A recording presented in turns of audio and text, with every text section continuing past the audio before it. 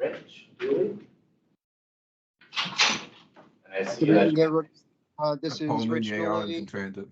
Air Program Manager. Thanks. Ryan Delaney. Hi, Ryan Delaney with the Department of Parks and Recreation, here to present the Forestry and Natural Resources Plan a little later.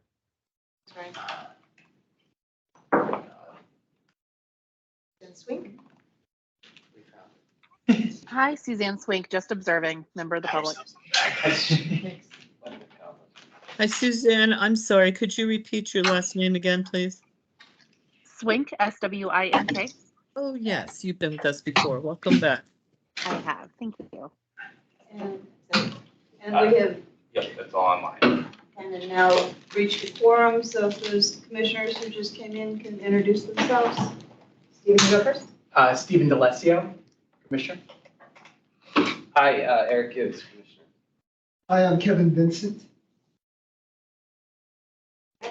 And hopefully go, and no public comment. Okay, so we can just jump to the April minutes. I don't think we got May yet, so anybody have, Carrie and I put in some changes. Just minor wordsmithing. Let's see if I can pull up the minutes. Looks like my email has been going through on this. If we have any trouble, we can come back to that at the end of the meeting. And Michaela has just joined us as well. Okay, so I think maybe then we can just go ahead and just jump right in with Takis Karantonis. We're very grateful to have our county board liaison with us today. This is your chance to ask questions of him and kind of have a good discussion. Takis, tell us what's going on. You know better than I do.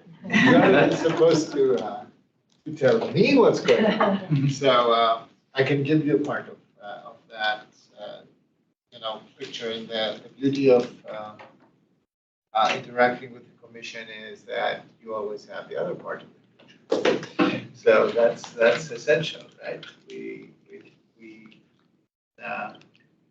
So we have various inputs in the political and policy and decision-making process, and this is one of the most important ones because you are actually advising us, and we are, supposed, and we desire that you are frank, unfiltered, and direct, and you call a spade, and you tell us also where you see things happening, and we will have questions for you. They sometimes come through county staff in form of initiatives, of work, of proposals, all types of proposals. You react to them, but also the county board has questions that go a little bit further. I mean, I do believe that in Arlington we have a common understanding that we understand the challenges for our climate. We understand the urgency. We have I think this is not disputable. This is not on, in discussion. What is in discussion is how, when, and who, and at what cost, and what trade-offs. Each bifurcation of every decision. So I have to say I appreciate a lot the work of the commission, even if sometimes it is uncomfortable. Because it's frank and unfiltered, and this is good. On the other side, I always want to underscore how important it is to maintain this sense of collaboration with everybody, so that we are all together effective. It is extremely important to see what the next steps are, what we can achieve now, a little bit later, and to not to be, I don't want to put it in terms of patience and impatience. I want to put it in terms of strategic, escalation, and how we go from one goal to the next one, without losing sight of what really are our important goals, starting with our nominal climate goals here, which are pretty tight, pretty difficult to achieve, and will always benefit from some good assessments on the road about whether we are achieving them or not, and what is the, what are the accelerators, what are the accelerators. So I will touch on a few things, but I literally want to go very fast through them so that we have time to discuss that. I have about half an hour, and I apologize for that. It's really a day where I have a conflict, and I need to jump over to Puerto Read for a different conversation with a different group. So first of all, what staff is right now working in was a priority of myself and a few more county board members, at least two more. It's the CCA, the Community Choice Aggregation. We know that, and Dimitra and Altri, please jump in and correct me if I say something that's not accurate. I know that this isn't with our county attorney's office. We are really trying to get a legal framework to enable the county to do this. As long as I'm informed, we have discovered that there are some issues with the state regulatory framework, and we try to circumvent them or to work with them. I know, as you probably all know, Loudoun has paused the process for similar reasons. Fairfax hasn't really taken that up as a priority at this point. They probably wait to see what we do. And we are looking at Alexandria as a potential partner here, which is also logical and would be great. CPACE program, I mean, the high interest environment is offering us a window of opportunity because CPACE statewide has been a very slow uptake. We have the one and only, living, that's Rockland, commercial CPACE project. We have a second project in preparation. This is supported by the high interest environment right now. It makes CPACE basically a little bit more competitive. And that's a good opportunity to boost and to focus on that. As you know, both myself and at least one of my colleagues, Matt Ferranti, we are very interested in finding ways to create a green bank here. Fairfax County is focusing for almost a year in this. I would have expected them to do more, but start financing of a green bank is always complicated. And the money that the Biden administration has put out for green banks is literally not tailored to help us, but to help startups at the more regional, statewide scale. But we are not losing focus on that. We want to be partners in an effort like this. We know how important it is and how much of a difference it makes. On transportation, the very big conversation, it starts here today. You have already I think it's in your agenda, the draft strategy. This is not unrelated to the decarbonization of transportation. All models, all aspects of that, transit and private transit, public and private transit, I should say.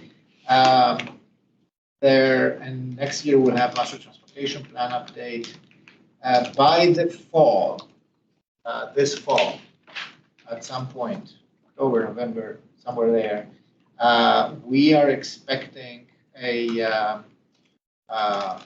first final draft on the decarbonization plan for Arlington there.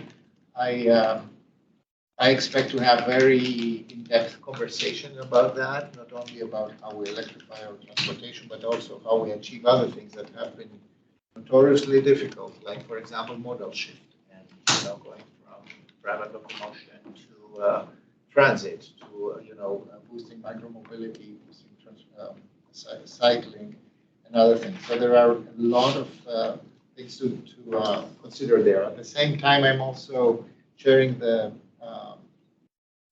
Committee on Climate, Environment, and Energy Policy of the Council of Governments, and my focus this year is to, first and foremost, to create a complete and workable repository of everything under the applicable sun here in the region to boost EV, electric vehicle in its broadest sense. That includes transit, that includes e-bikes, etc. Its broadest sense to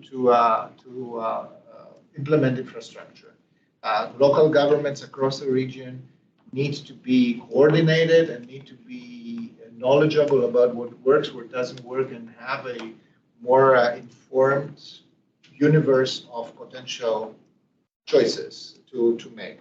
So we are working with our regional partners in Montgomery County, in the District of Columbia, in Northern Virginia, to create this repository. Part of it is already online available. I think this is amazing work. And we all will learn a lot out of that, and I believe that the Commission will benefit from this as well as we go and we critique what our staff gives us. Our staff is participating in that. So then we talk a lot about urban solar and urban renewables in general. We have some issues there as of lately. I don't know if you have followed the news that Dominion seems to be asking for outrageously and justifiably high interconnection fees. This has triggered in Fairfax County already a lawsuit. We are observing that very closely. I was very happy to see some site plans coming in with extra solar on the roof, even on the roof of an adjacent building. This is great. I was not so personally, and this is a personal comment here, I was not very thrilled to see that not in a public building coming in. It was the Courier Center. So the Green Building Initiative, incentive packet. So I know that the NICRA staff, with all the limitations that they have in terms of capacity and staffing, they are working hard to update this and to make it more effective. Until now, and I think we will see in the fall again a report on this and both on progress and on how the green building incentive has worked so far. The truth of the matter is that out of the 4 tiers that we are offering in incentives, nobody has taken more than the first 2. And this is an issue. We have 1.45, or is that the Wells Fargo? We can discuss that. So anyway, the good news is that developers have taken that. The bad news is that they didn't take the highest yet. So the commercial sector is still a little bit soft. I mean, it's soft. So this is something that staff is working on at this point. I personally am extremely interested in finding ways to make it as competitive as possible. I wish we had a stronger leverage on this than just asking for, benevolent compliance. And remember that developers can get the density, the extra density with other significant contributions like for affordable housing, etc.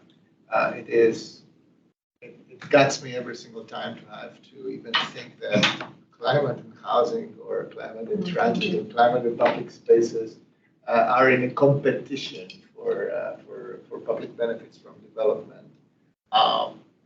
But I can only answer at this point, think about that when you vote.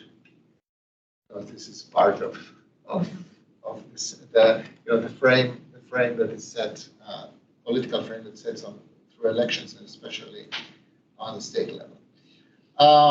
The IRA and the money that is right now beginning to flow in the national system on climate change mitigation, it definitely, the federal framework supports communities that have a very different profile than ours. So we are not a Native American community. We are not a low-income community. We are not a coal mining community, thankfully. We have a lot of advantages that the IRA doesn't prove. We wouldn't qualify at the very top. That doesn't mean that we are not paying attention. You know that staff is working in EPA grants, environmental justice grants. The Energy Futures is a framework that I think we fit very well. There are several decarbonization initiatives there, including transit, including things like heat pumps, etc. I personally have been following the heat pump discussion, the national heat pump discussion. That is, I was very positively surprised that heat pumps have a seat in the White House, no less. So this is a program that it has a named leader who sits in the West Wing, Mr. Samaras, actually. So, and I was very surprised that the administration is putting so much emphasis in that. It's not very widely known, but it's there. The issue of our EV infrastructure, I mentioned that before. I know that staff is working on siting availability standards, etc. This is far more complicated than they ever thought before. The moment that our COCO committees sat together and they began to list all the issues that because we need to regulate and all the issues we need to resolve and how to make it also equitably resilient, have solutions that are that respond to equity, etc. All this is finding a way into staff's work, and we will be hearing together with all the other things in this fall. So this will be a very active fall in terms of climate policy. Finally, we are talking a lot about two things. One is the Natural Resources Master Plan. This is part of our environment. It's part of conservation. This is coming now. This will be on the docket right now. I'm very interested in your take. It's not just a natural resources conversation. It's actually an environment conversation, and several things like heat island effect, mitigation, etc. is related to that. The stormwater management has been our local big conversation over a very, very long time. It continues to be that. We are investing. We invested in the CIP nominally and actually really unprecedented amounts of money, over $300 million over 10 years. So that we are looking at the next CIP update next year by May, more or less. So before that, you will see our staff is preparing a resiliency summit where the policies that come together to form this the basic resiliency makeup of Arlington, the basic issues of resiliency. Staff is planning for this at some point in the winter. So this is coming up. And along will come also a more specific list of CEP, of community energy plan implementation policies that will be very specific. So this is part of implementation. Did I mention equity? I did. This is one of the other big environmental and climate equity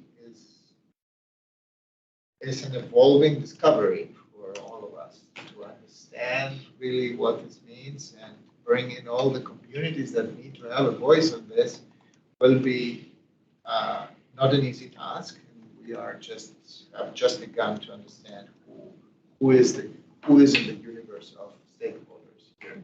So this will where I will stop and make a line and listen to you. Very good. So who has some frank feedback? Doug? Sure, I'll just, this is more news than feedback, but with respect to the proposed staff changes to the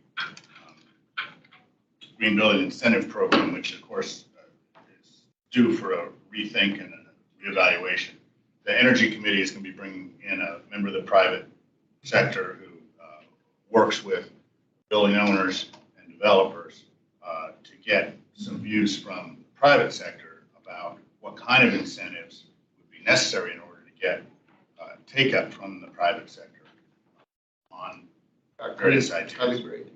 So I'd invite everybody, that's July 13th, 7 p.m. virtual energy committee. Everybody's more than welcome. 7 p.m. 7, it's an unusual one, yes, it is. Okay.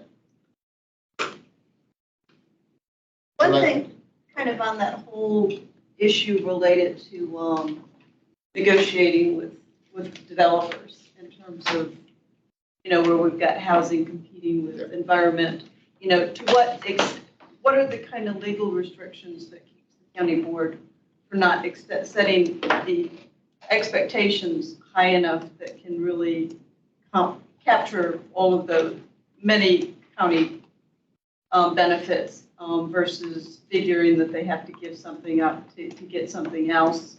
And especially, as far as I can tell, the GBI is the only thing that actually has specific numbers attached to density. So it all becomes really fuzzy. So, to what extent can the county board just say, look, this is what we expect from these projects? Feels like backroom deal making. I will give you a short answer. I'm happy to talk offline about the long answer. So the short answer is that housing is so finicky and so customized, and so depending on the situation, the building, the deals, the financing structure of the development, of the what the intended price range of the building will be, what the other, and then it has to be balanced with several things that are sometimes are very close to that. So you want also transit benefit, you want also public space benefit, etc. It is the way the GBI was envisioned. It was better defined with numbers and predictable outcomes. I hear you though that we may want to have a more customized approach to that. However, we have to be able to measure it as well. So one thing that I think that it's a good, to me, when you do an evaluation of a building or site plan application and you say, so we think that this achieves 60% of the goals or not.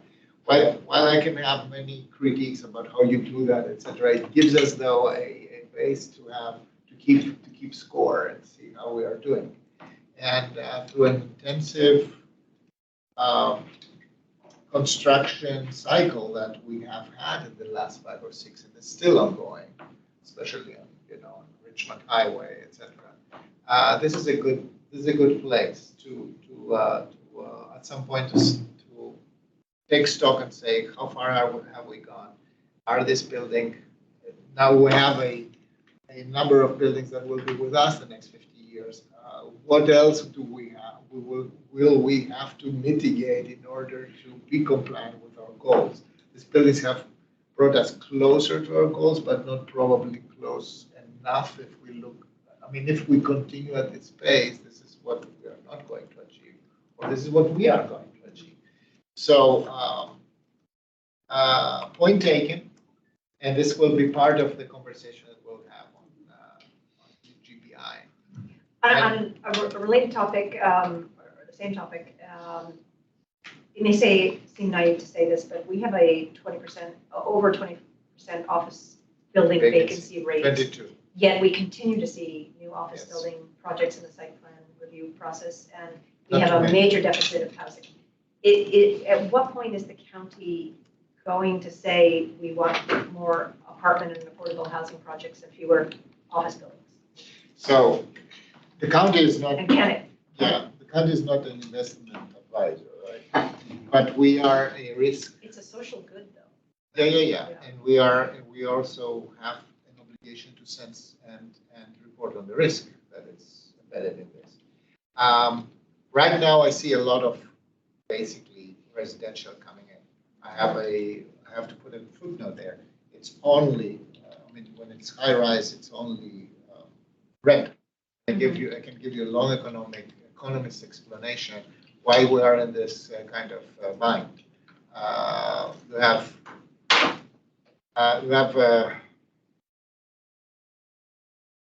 how can I do that in 3 minutes? Yeah. So you have a high interest environment where basically everybody who holds housing in the general population, including the single family home housing, so they are not going to sell because they sit on mortgages that are very, very comfortable right now. Right?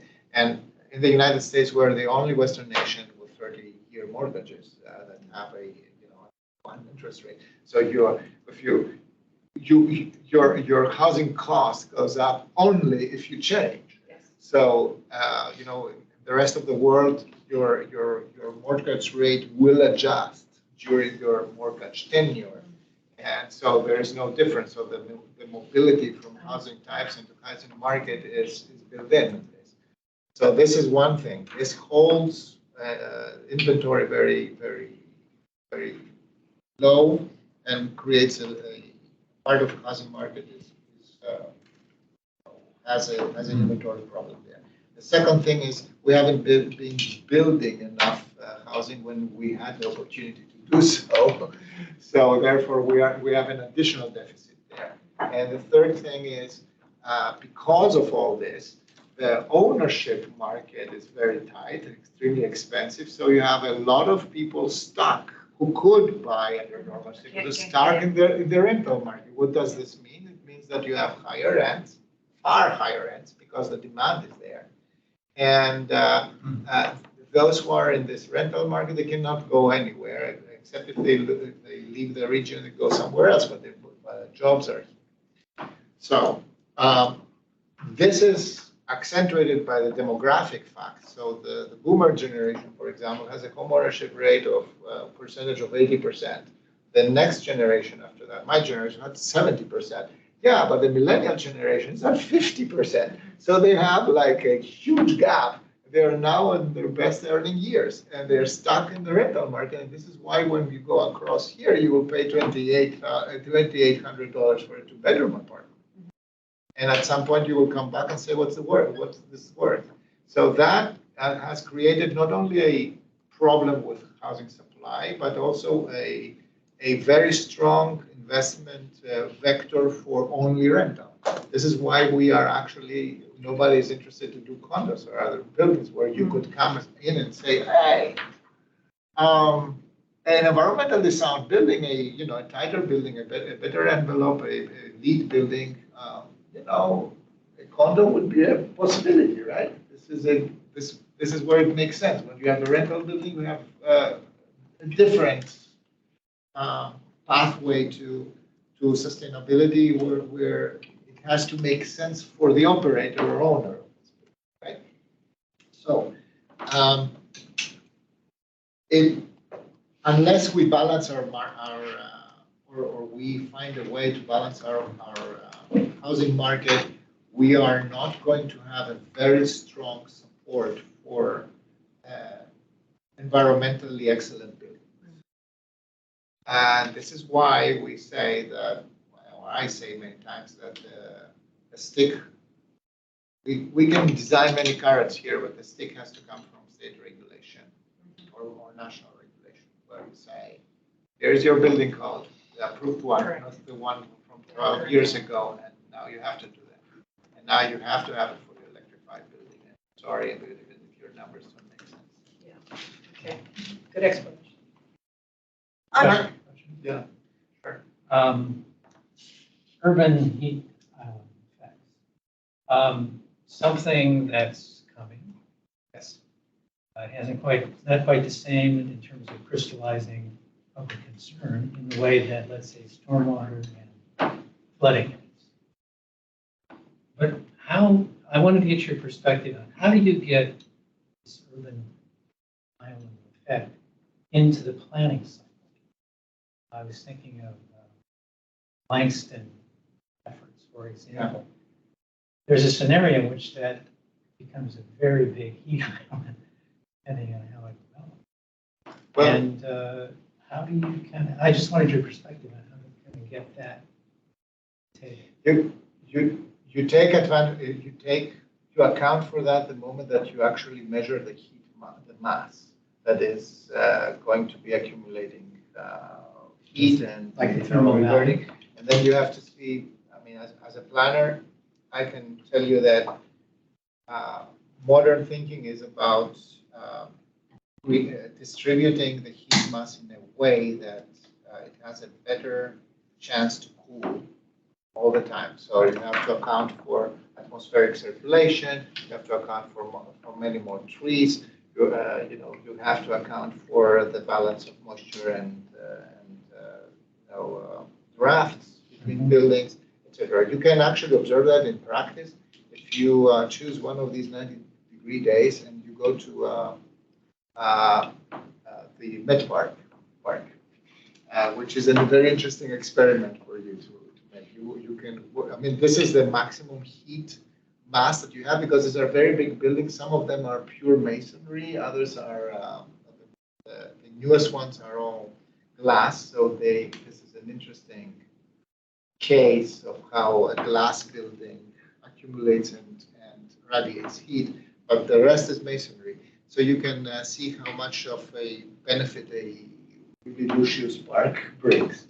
Now we have to actually account for that, and I think we have to begin to measure that. Personal footnote here: our housing problem is not helping us with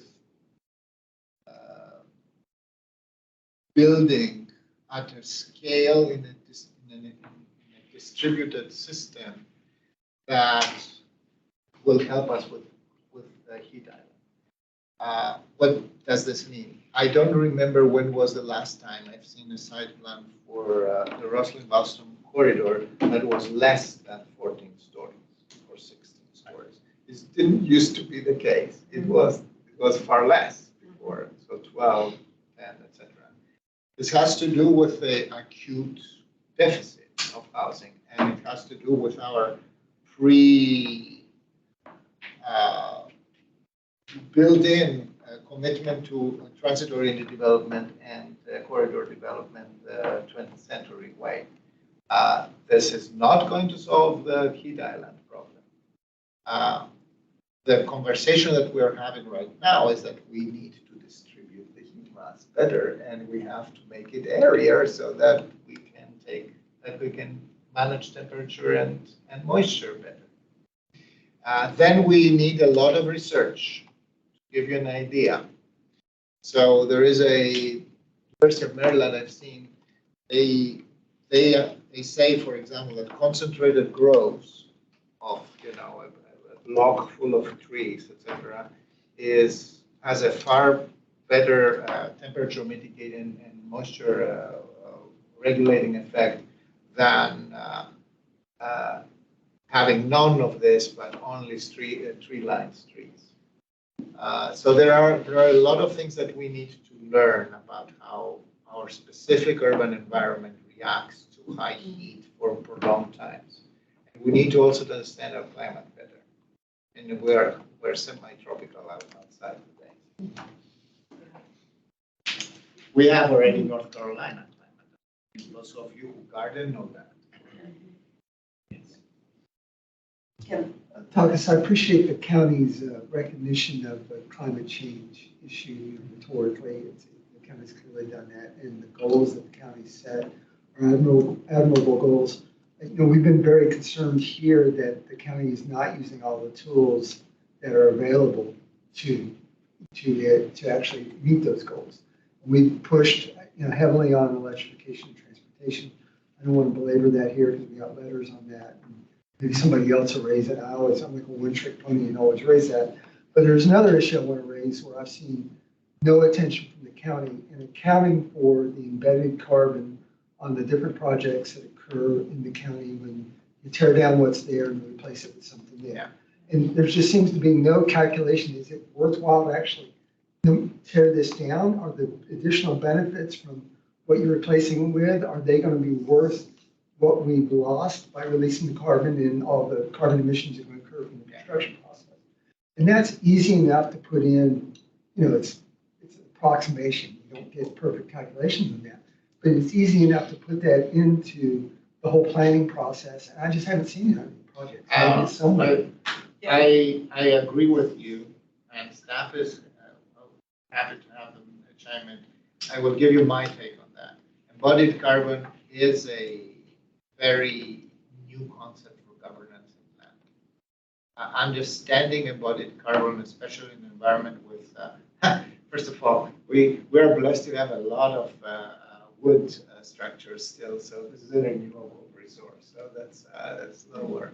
But then we are beginning to take into account this. For example, 3108 Columbia Pike, we are deconstructing the instead of doing otherwise. I hear you on in our general emissions balance sheet to include the embodied carbon. I definitely agree with this. We have to become better on this. This is relatively new for us, and we see the other pressures. I mentioned housing before. You will understand what the competition is here.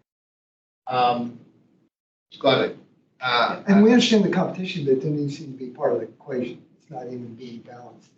We don't have a Hi, model. can, Yes. I'm sorry, can I make a couple of comments here just for clarification?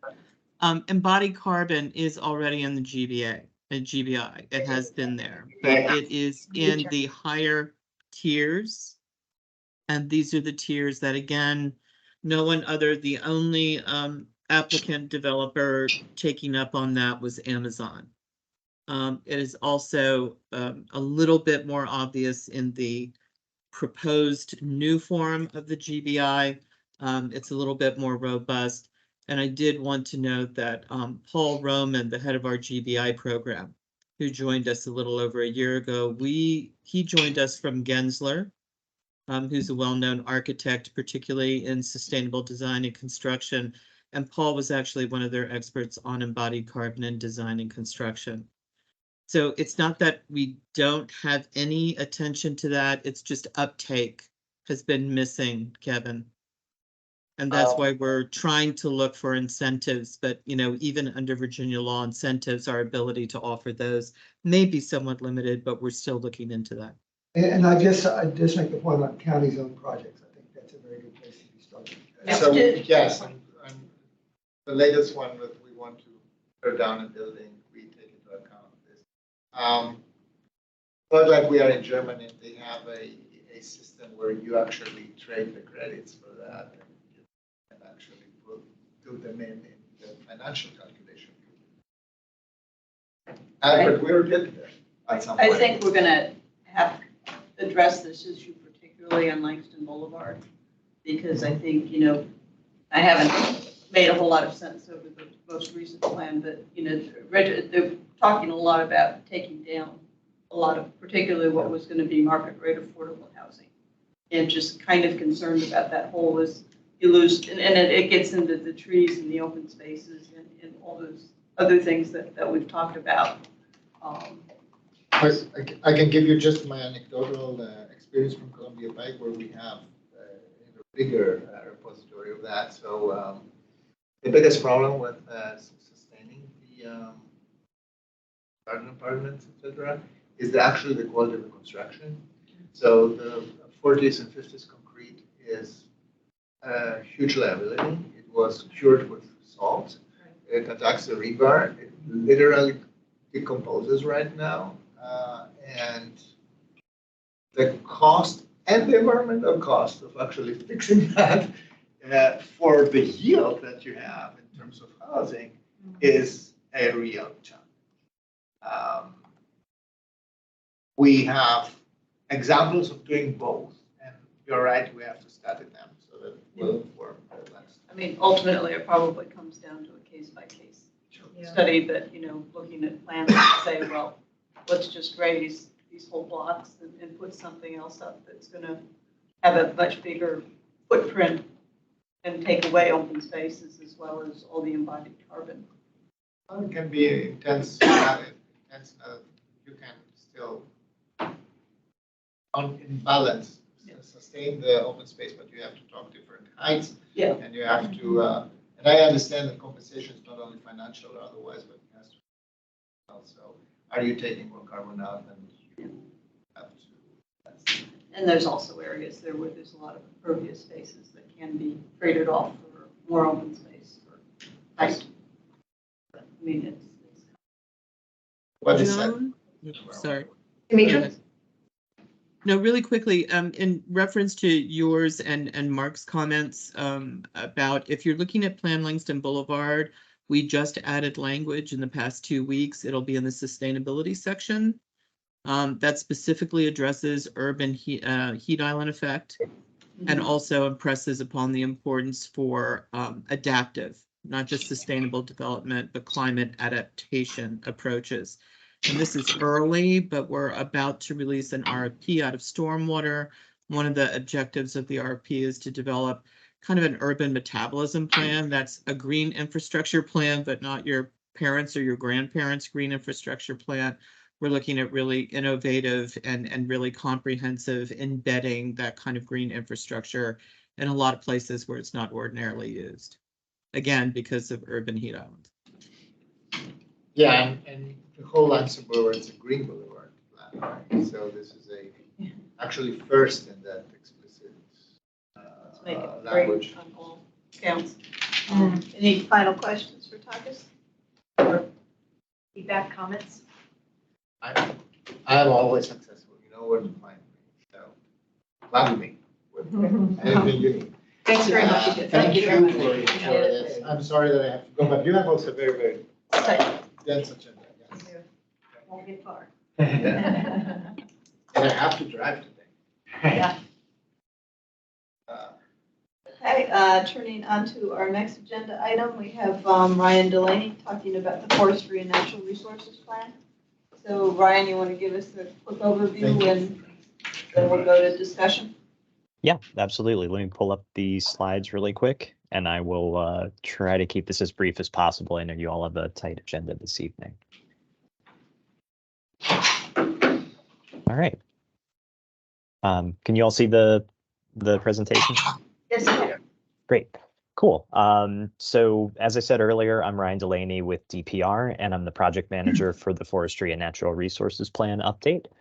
And as you all know, we recently published the latest draft of the plan for public comment, and just wanted to take this opportunity to provide a little bit of a reorientation to the document and the process, and take a look at the changes to the draft since the last version, and also our engagement and next steps moving forward as we march towards hopefully adoption. So great. If you all remember, we published the preliminary draft of the plan last summer and have spent the last few months analyzing that feedback, incorporating it into the draft, and creating the next iteration of the FNRP.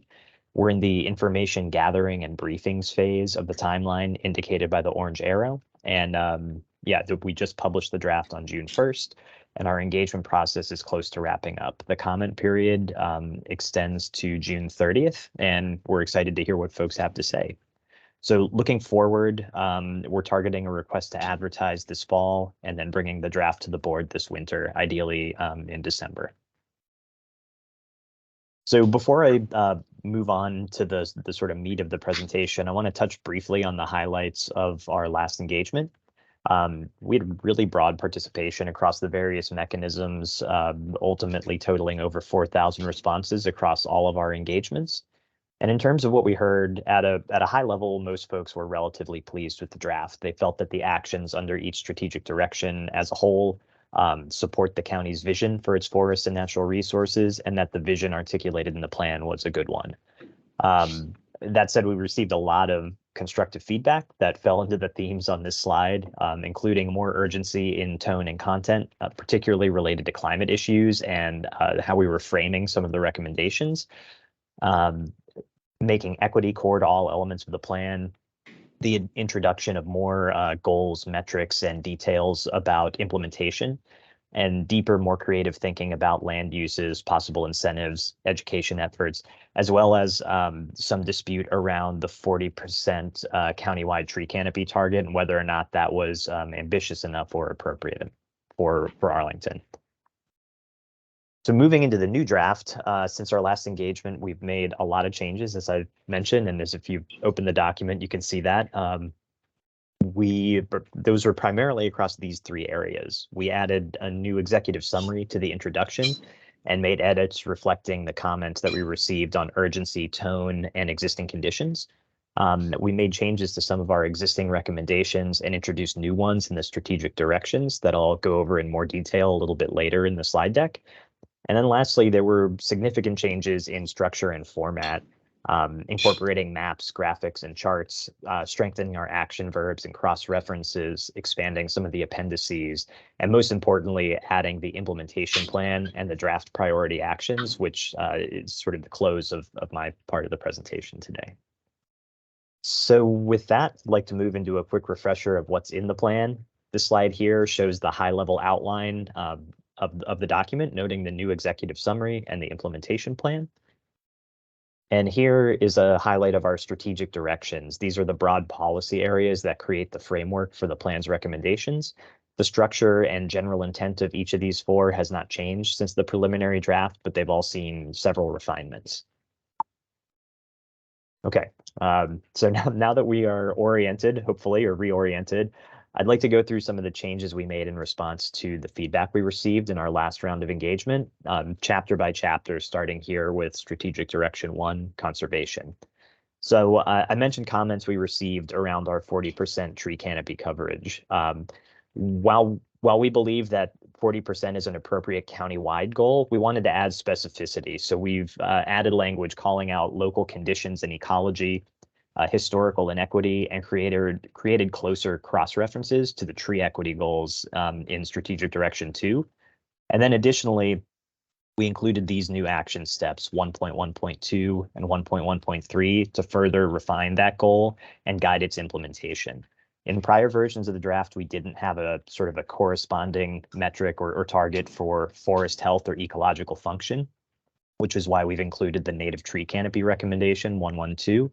And we didn't have strong guidance for public sites and how they could contribute to the overall county tree canopy goal, both on their own as sort of a lead by example tactic or strategy.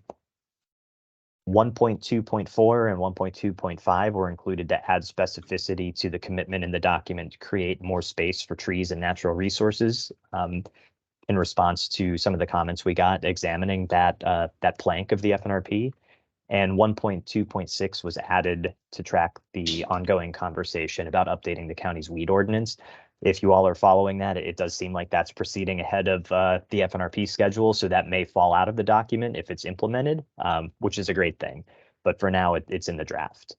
Other smaller changes include updates to existing recommendations to seek out even small land management or land acquisition opportunities for natural resources purposes. For example, some of the recent DES micro reforestation projects, and to pursue bringing APS forested lands into county management to make for consistent forest management across the county, regardless of public ownership. Relevant to some of the conversation you all were having with our board member, SD1 now also includes a guide to biophilic design. This section is really similar to the casual use space guidance that we have in the public spaces master plan, so kind of taking from that precedent. We heard feedback, particularly from commission members last round, that guidance on what constitutes biophilic design would be really helpful for site plan reviews, other project reviews. And so we developed this supplement and placed it in SD1, where most of our development-related recommendations live. It's not a formal design checklist or design manual, but we felt that the FNRP could really help better illustrate what the county means when it's talking about biophilic design by sharing successful projects from a couple different categories: private development, school sites, parks, and streetscapes. And it's essentially meant to reinforce the recommendations to incorporate green infrastructure and vegetation into the built environment that are throughout the document. Moving to SD2, climate mitigation, adaptation, and resilience. The primary change here was to enhance action step 2.1.1 with preliminary GIS analysis, identifying several neighborhoods that are currently underserved by trees and green infrastructure that are experiencing higher ground level temperatures pursuant to your all's discussion of urban heat island. We also explicitly placed this recommendation as a prioritization measure for the 40% countywide tree canopy goal and cross-referenced it with strategic direction 4, which is where all of our operations and inventory and reporting recommendations live, directing staff to report on progress towards tree equity goals regularly. The major updates to SD3 biodiversity is the addition of this recommendation here, 316, regarding the use of native plants. DPR currently follows a native plant preferred policy for public sites, and this recommendation really recommends that the county should move towards a native plant requirement that expands the use and retention of locally and regionally native plants. We developed this recommendation in close coordination with CPHD's urban design and comp planning teams and staff across DPR. And it's also accompanied by a new appendix laying out the draft native plant standard, which includes a list of definitions and requirements. And it's just intended to be a bit of a kickstart for implementation, because we felt that both from our own analysis and what we heard from the public, this was a really high priority for the community. And then lastly, strategic direction 4 operations. Aside from some streamlining and some heavier cross-referencing with the recommendations I've already discussed, the only major change I wanted to briefly touch on is on this slide, 4.1.4. Previously, this was a pretty narrow recommendation directing us to report to the county board on the number of trees in the county that we were tracking through development permits, essentially. We've now broadened that to incorporate progress reporting on tree equity goals articulated in strategic direction 2. And then other metrics described in action 4.1 to make it more comprehensive. And then I mentioned earlier that this iteration of the draft includes our implementation plan. Each recommendation in the plan is included in the table, along with some high-level details about proposed timing, responsible parties, meaning county agencies, potential partners, planning level cost estimates, and potential funding sources we might want to examine as we move towards implementation. We're essentially using the same format and scales for time frame and cost estimates that we use for the public spaces master plan here. And on the online comment form, if you haven't already tuned into that, we have a whole section dedicated to the implementation plan. And as I mentioned before, as one of the new elements, really looking forward to hearing your all's feedback on it. And that leads us into the last portion of the new material, the priority actions. Excuse me. This initial selection of 10 priority actions was compiled by the project team and was selected to emphasize the major changes the FNRP recommends over our current policy and practice, highlight our equity recommendations, and elevate the actions that staff felt would be most impactful. And lastly, to reflect what we heard through our last round of community engagement about where the community's priorities are. In the interest of preserving some of your discussion time, I'm going to refrain from reading these at you and just pause here to let you all take a look and get a quick overview, and then transition to the next 5 here. Okay. And then moving to our last 5. As I said, we're particularly interested in folks' feedback on the priority actions and the implementation plan as we move through our engagement process.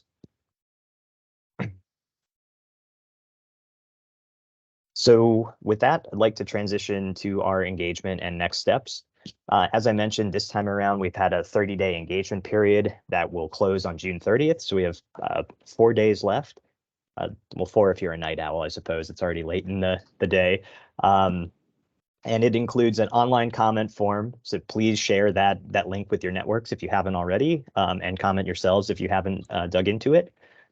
We've also hosted an in-person open house on the 14th at Lubber Run, which offered a less formal setting for folks to interact with the project team, discuss questions and comments on the draft. We had a really good turnout, and we're looking forward to analyzing all the written comments we received there. We're additionally hosting 2 digital office hours, which are an even less formal sort of drop-in opportunity for folks to interact with the project team and bring their questions and comments on the draft. The first was this afternoon. And the second will be Wednesday morning. The dates and Teams links for those are on the project webpage. And then finally, we've briefed all of our commissions, starting with Enerjag, Parks and Rec Commission, Forestry and Natural Resources Commission, and then closing with you all this evening. And just in terms of next steps, as I said, we're in the midst of our engagement, so our immediate next steps are to keep rolling, making sure we bring this before the broadest amount of folks possible. And then we'll spend the rest of the summer analyzing that feedback and making edits and updates to the draft to incorporate what we've heard. Ultimately, as I said, we're aiming to bring the draft before the board this winter, and the intermediate step would be a request to advertise this fall. So hopefully I didn't move too fast. Happy to turn it back over to you all for your discussion, and I'm here for any technical questions about the draft or the process that you all have. As I think we talked about it, the Enerjag is given the short time frame, is actually getting any written comments is a bit of a challenge. So we'll use this opportunity to share some of our comments, and if we can follow through more formally, the letter after our July meeting. Yeah, that sounds like a good plan. Does anybody have any comments? Could I ask Yeah. a question? One of the action items that you had in that list of 10 was acquisition of land. And could you address a little bit about what the criteria might be for land acquisition that you're contemplating? Sure. The land acquisition criteria are actually articulated in the Public Spaces Master Plan, which governs the sort of land acquisition program. There are, and see, rather than explore them from memory, I can pull them up very quickly. Really, what we're recommending in this document is sort of an additional focus on the natural resources set of criteria, which were around protecting sensitive or unique species or ecosystems and buffering those by seeking land acquisitions around or adjacent to our natural resource conservation areas. The major change or the additional sort of bullet point that we're recommending with this version of the draft over the sort of our standard natural resource acquisition requirements is to take a look at even smaller parcels than the Public Spaces Master Plan recommends, recognizing that those, whether they're on their own, like the microforest projects that I've referenced, or if they're part of a identified corridor, can contribute significant ecosystem services or provide habitat for migratory species in particular, and may offer an opportunity for taking a look at green infrastructure that may help with urban heat island and stormwater management. So that's kind of the new development with the FNRP. The rest of the natural resource criteria is much more traditional sort of landscape conservation, and it's built into the Public Spaces Master Plan, which was adopted back in 2019. So the point is, one of the new things is this link to, let's say, a stormwater issue or urban heat island. Would be a new component. Yes, and I don't want to characterize it only in those terms. It's also, we have a lot of recommendations, particularly in Strategic Direction 3, around creating habitat corridors and exploring connectivity between the nodes of public lands and resource conservation areas we already have. So I want to be clear to state that even the smaller acquisitions that we're recommending examining or exploring in this document would contribute to that goal, as well as to urban heat island and stormwater mitigation. Thank you. Just one question. I like your priority actions, especially the ones that are more quantitative, but your second one there, it would be helpful to have a baseline. 70% of Arlington's trees originally by 2035. Where are we now? The first one, it seems like maintain 40%. It seems like we're at 40%. We're going to just stick with it, so you don't need the baseline. Second one certainly could use a baseline. Sure. And I'm happy to follow up with our urban forester to get this 100% correct, but we're in the vicinity of 60%, I believe now. So it's a challenging but doable goal. I think, and again, our urban forestry supervisor, Vincent, will probably castigate me for this, but I believe it was in the region of 4,000 to 6,000 individual trees that would native trees that would need to be added to the mix to get us there. But I will double check on those numbers and get you something more accurate this week. Great. I have a couple comments, and following up on that one, it occurs to me what could be really useful is on priority, particularly on the priority actions, but actually on all of the, I'm forgetting exactly what the hierarchy is, but the actions where there are quantitative goals, have a baseline, to create a chart that has the baseline and what's the aspiration or what's the target, so that it all shows up in a neat package. It's it's puzzling. I see on a certain page a statement that the targets set in this policy will be reviewed every 5 years, and I kind of thought to me, but where is even the target section? I don't see a target section. I don't see a metric section. I took good advantage of the find function on searching documents, and I searched for metrics and targets, and it doesn't that doesn't jump out at you. Moving on to some other comments, and I'd just like to say generally, I think you've done a phenomenal job. It's a really lovely document. You did a great job improvement on the equity and biophilia and many things. But this is I'm going to make kind of a meta comment that I find puzzling in reading it, and it has to do with voice and tone. Until you get to the actual action plan, which I can't recall whether it's the last thing before the appendices or it's actually in the appendix. But reading it, I don't feel like I know what Arlington County is committing to. The tone is very tentative, and I actually again did a search, and I saw that the phrase "the county should" shows up 39 times, and "the county will" shows up once. And it sounds that the whole major text before you get to the details, either in the appendix or right before it, sounds like it's still in the voice of the consultants who are saying, this is what the county should do. That it's like they're not taking responsibility because it's maybe not a consultant's role to speak in the voice of the county, but now it needs to be converted into the voice of the county that Arlington County will, or Arlington County will aspire to if you feel like there's some uncertainty or some difficulty.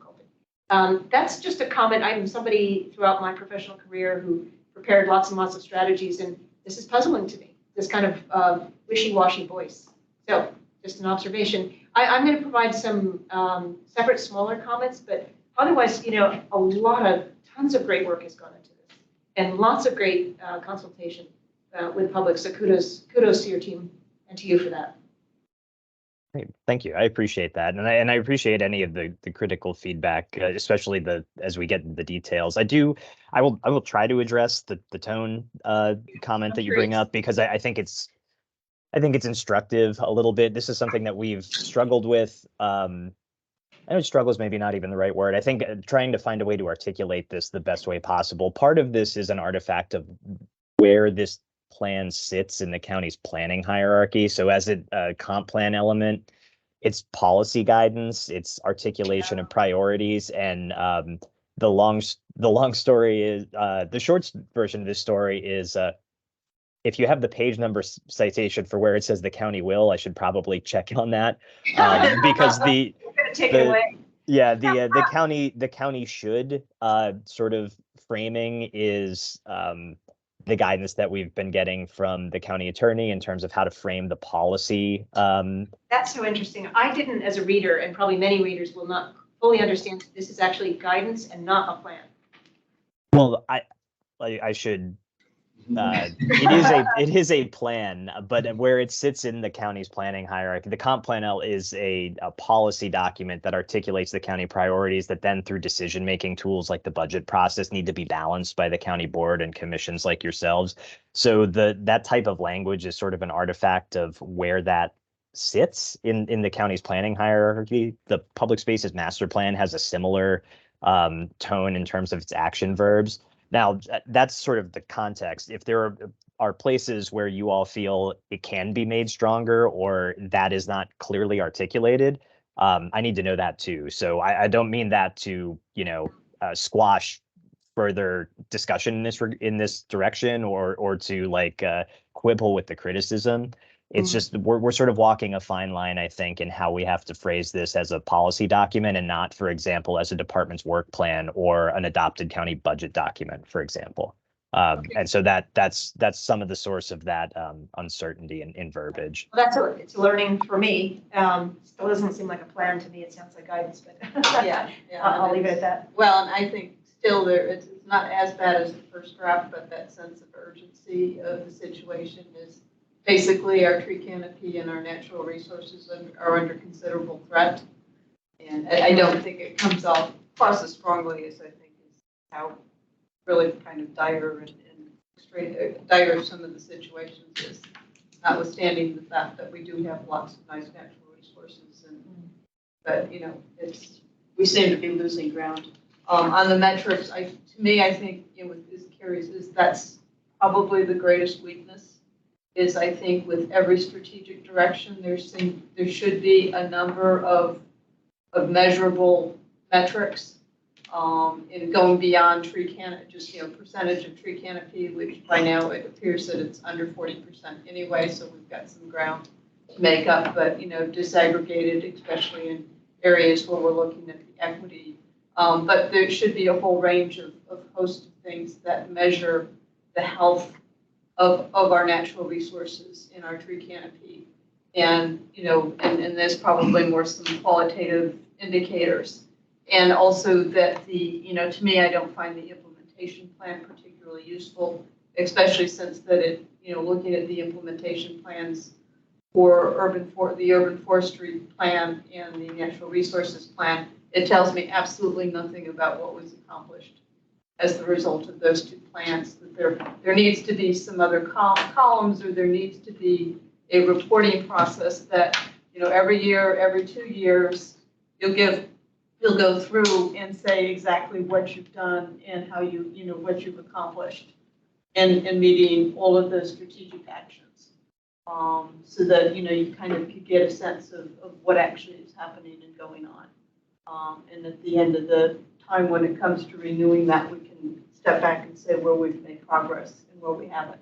And ultimately, it will be those metrics that say, our water quality's improved, we've gotten rid of a lot more invasives, and the overall health of our ecosystems. We've expanded, targets there that meet across the board. So the other couple of things, I think the priorities are really excellent. I would say that we should have the priority there on addressing native invasives, and you need to call out deer. Yeah. Sorry about that. No. I know you've heard it from a lot of other people. It's just got to be called out, and you've already got the deer study and survey that we know it's a problem. Let's just name it.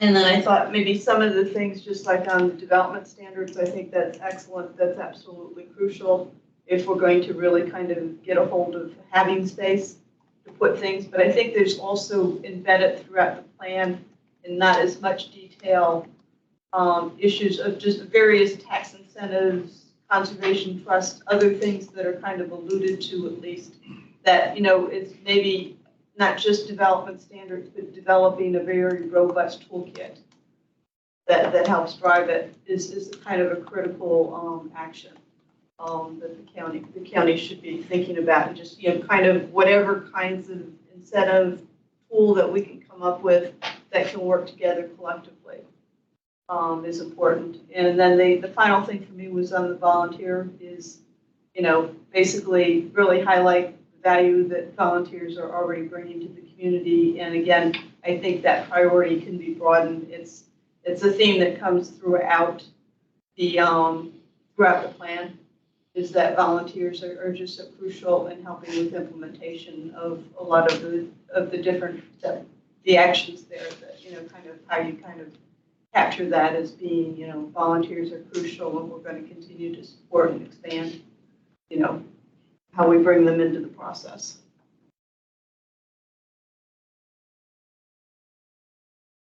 Great, thank you. No, that's all very helpful.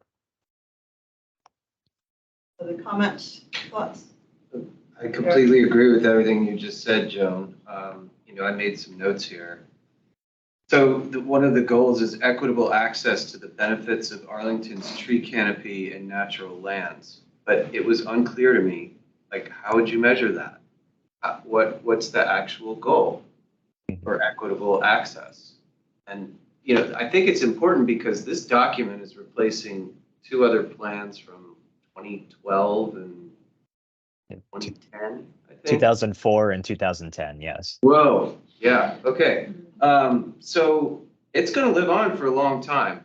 And I think greater specificity to me is needed. When I read things like enhanced development standards, we could have a very different interpretation of what enhanced means. So I like the more quantifiable metrics, and I think it's important to be not just aspirational in a general sense, like, hey, we want equitable access. That's great. We all agree on that. What does it look like? How do we measure it? How do we hold ourselves accountable? How much is enough?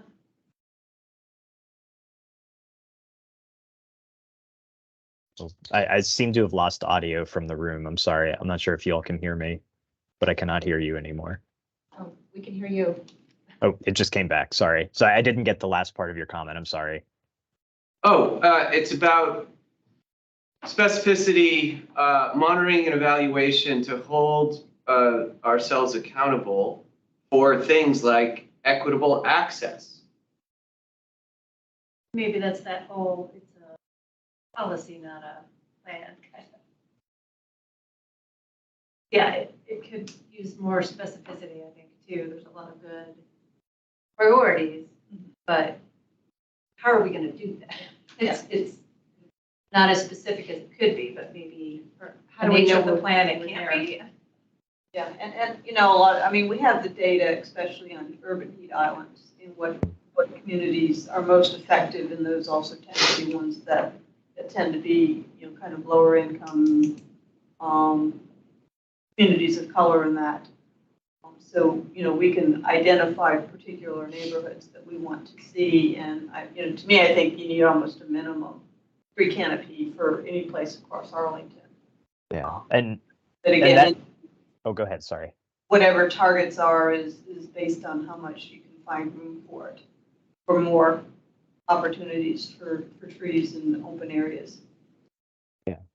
Yeah, and that is one of so all of those things that you mentioned were data inputs into the tree equity analysis, which highlights the sort of 5 communities that are have the least access to the benefits of tree canopy in particular, but it's measuring things like not just tree canopy, but the urban heat island effect, social determinants of health, actual health outcomes, things like that. So one of the cautions that we've had in framing this is that, or framing, say, a floor for a tree canopy, for example, in certain neighborhoods, is that we do feel as an equity measure discussing how those communities might be enhanced in terms of like street trees or green infrastructure or future green space needs to be a community by community conversation. So part of what we've done with the plan is kind of assess the existing conditions, performed that initial tree canopy analysis, highlighted the 5 neighborhoods that are sort of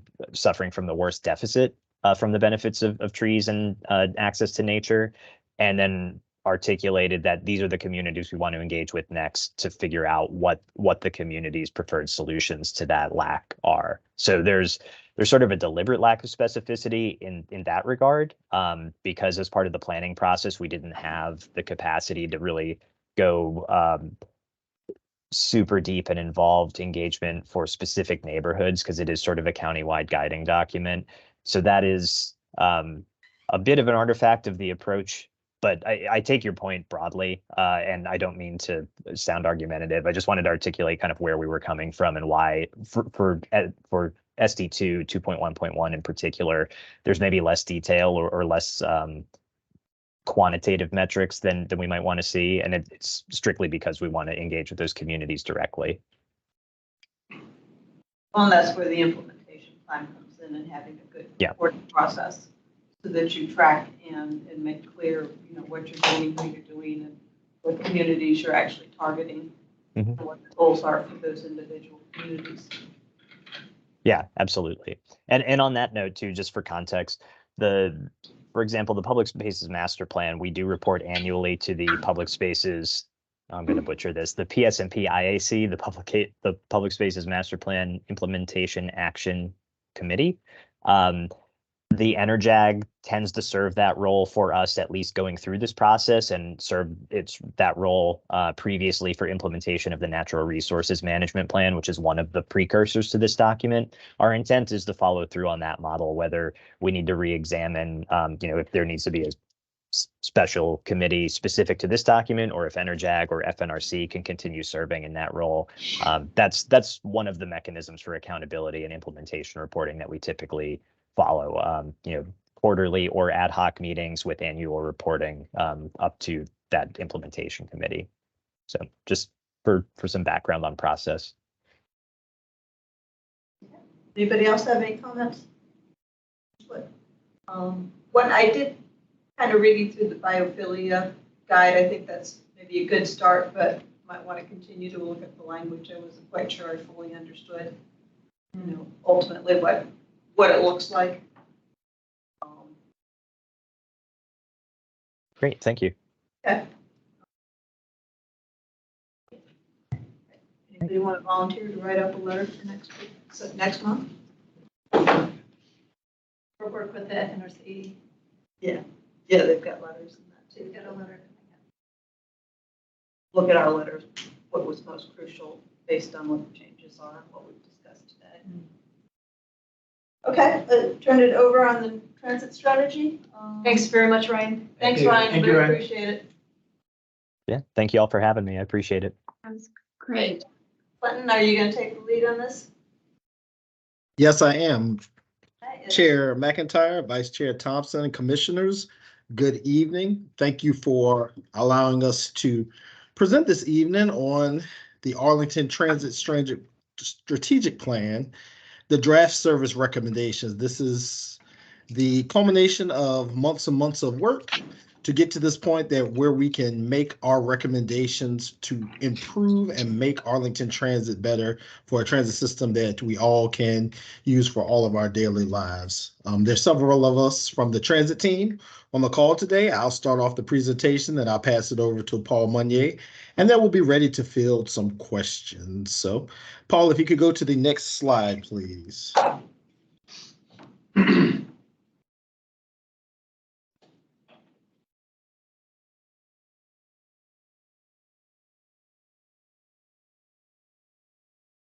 All right, and this just kind of went over the agenda from when we had our public meeting back on last Wednesday, June 21st. This just kind of gives you all an overview of what we share with the public. And our one of our newest transit champions, Chair McIntyre, was a part of that call. So she was very fully aware of our almost hour and a half, 2-hour presentations. So Paul, could you go to our next slide, please?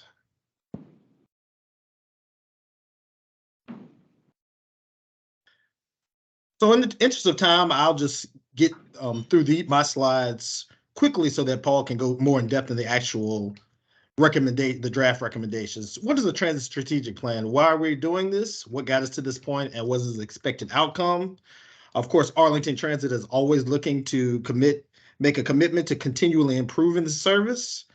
At the end of this fiscal year, our current transit development plan, that was covering the 6-year planning horizon is now expiring.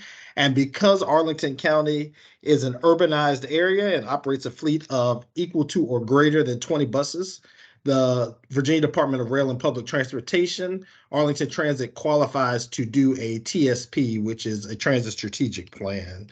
Of course, I previously mentioned that this is a state-funded and mandated update process. Expected outcome, we are looking to better understand the community needs and opportunities to maximize investment in transit in Arlington County. Next slide, please, Paul. How we got here. Since the summer of 2022, going on a year now, we've done an evaluation, looked at the entire system, top to bottom, throughout, and also engaged the public and spoke with the board members just to get their sense of what they think Arlington Transit should be and get passengers and non-passengers experiences.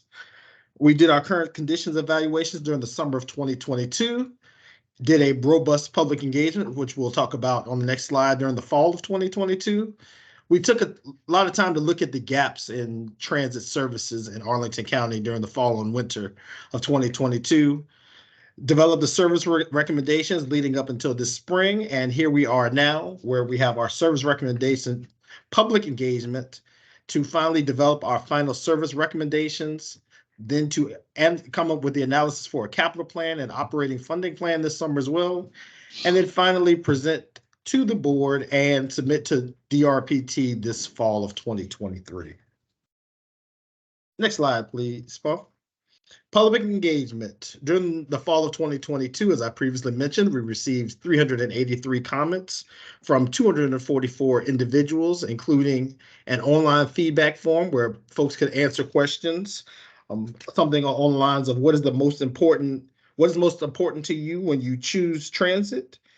And folks gave us answers, as you can see, what our key themes were. And we also had 8 pop-up events throughout Arlington County. If you look at the picture in the top right-hand corner, you'll see 2 of the transit staff there that were engaging the public and receiving their feedback.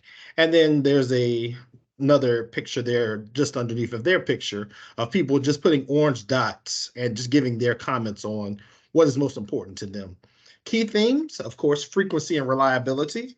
Even with your personal transportation needs, you want to be able to use it when you want to. So folks that responded, they want the buses and trains to come frequently, and they also want the buses and trains to come close to where they live and where they're going. I bring to you all's attention environmental and equity considerations. This key theme talked about environmental considerations, and comments here really tended to be more toward people riding and using transit to help. And they talked, transit to help the environment. And then it also, in this equity considerations, just talked about how transit provides a level of equity for those that may not have other means to have transportation. It allows them to continue to do the things they want to do and create a sense of independence. Finally, you'll see here system design, infrastructure, safety, and accessibility. And then finally, under environmental, there were some comments about battery electric buses. If you're interested and you'd like to see a full summary of the comments and the key themes, it's available at arlingtonva.us/ATSP. Next slide, please, Paul. What we learned during the fall and the winter of 2022 with the gaps and needs analysis. If you look at the graphic to your right, you will see 10 circles in these areas that are circled throughout the county. These may be your neighborhoods, or you might have friends and family members that live in these neighborhoods, where we realized in doing our analysis of analyzing transit-oriented population propensity, ridership, population growth, job growth, and looking at the equity index, we realized that these areas circled had medium or high gaps of transit where there was no transit or there was very little transit. So some of those, and I'm sorry, Ms. Lewin, I know you were looking a little closer. Some of those are Boulevard Manor, Green Valley, and Waverly Hills. Of course, all of this will be available online, but these yellow circles that you see correlate to the total gaps on there, right? So all of the neighborhoods that are there to the left, where Paul has the cursor, are the neighborhoods where we noticed there were lots of gaps and needs for more robust transit. Next slide, please, Paul. So based on all of that, the input from the public during the fall of 22, the demographic and bus system analysis, the review of industry trends across the country, and the stated goals of Arlington Transit in Arlington after months and months of evaluation, reviewing documents, public feedback, it is very clear. And before I get to the punchline, I think Jonathan has a question. Just real quick on the previous slide. So the dark green means that there are problems, right?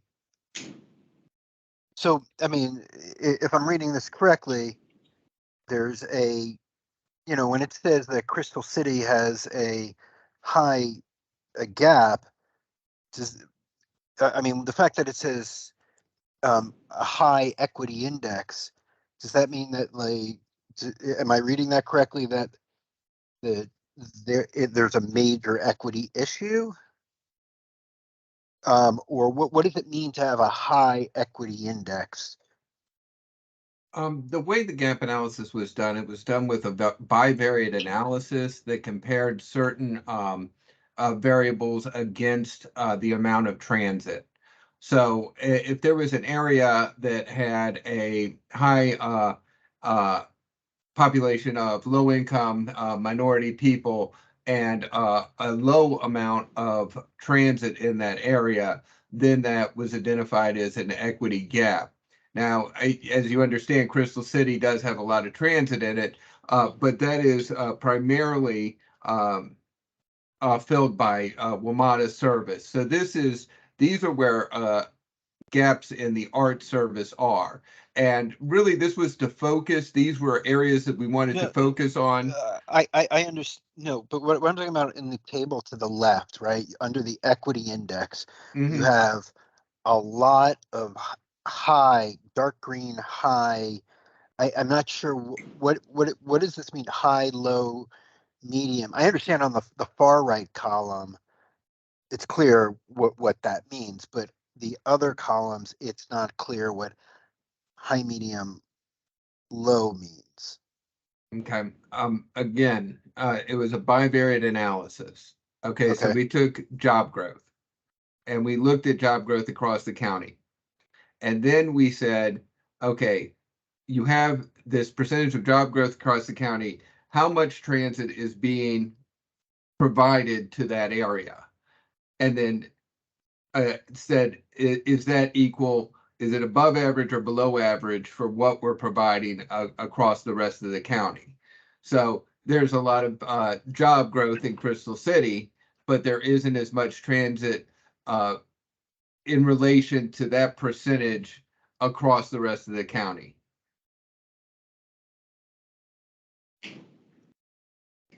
Okay, so you're saying the equity index, is that is primarily low income and minority populations.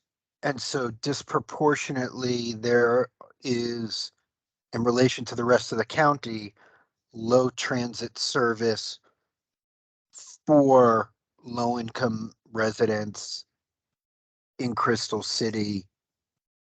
Is that correct? Am I compared to the rest of the county? Okay, all right. I was just trying to understand what that equity index is, because it seems like, right, I guess that's where you're saying the gaps, and so the gaps are derived from the rest of the table. Correct. Yeah, and there were in the gaps analysis, they have several maps that show this. It singles out each one. This is like a conglomeration of all of the gaps and the areas that came up the highest with the majority of the gaps. Okay.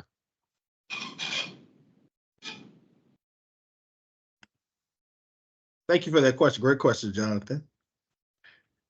So based on all of that we've looked at, the recommendation is that, and it is very clear that Arlington Transit must seek to operate higher frequency. What we mean by higher frequency is we mean that the buses need to come more often so that persons can use it for longer periods of the day, It needs to stay out there longer. It needs, instead of maybe 5 a.m. to 10 p.m., maybe 5 a.m. to midnight.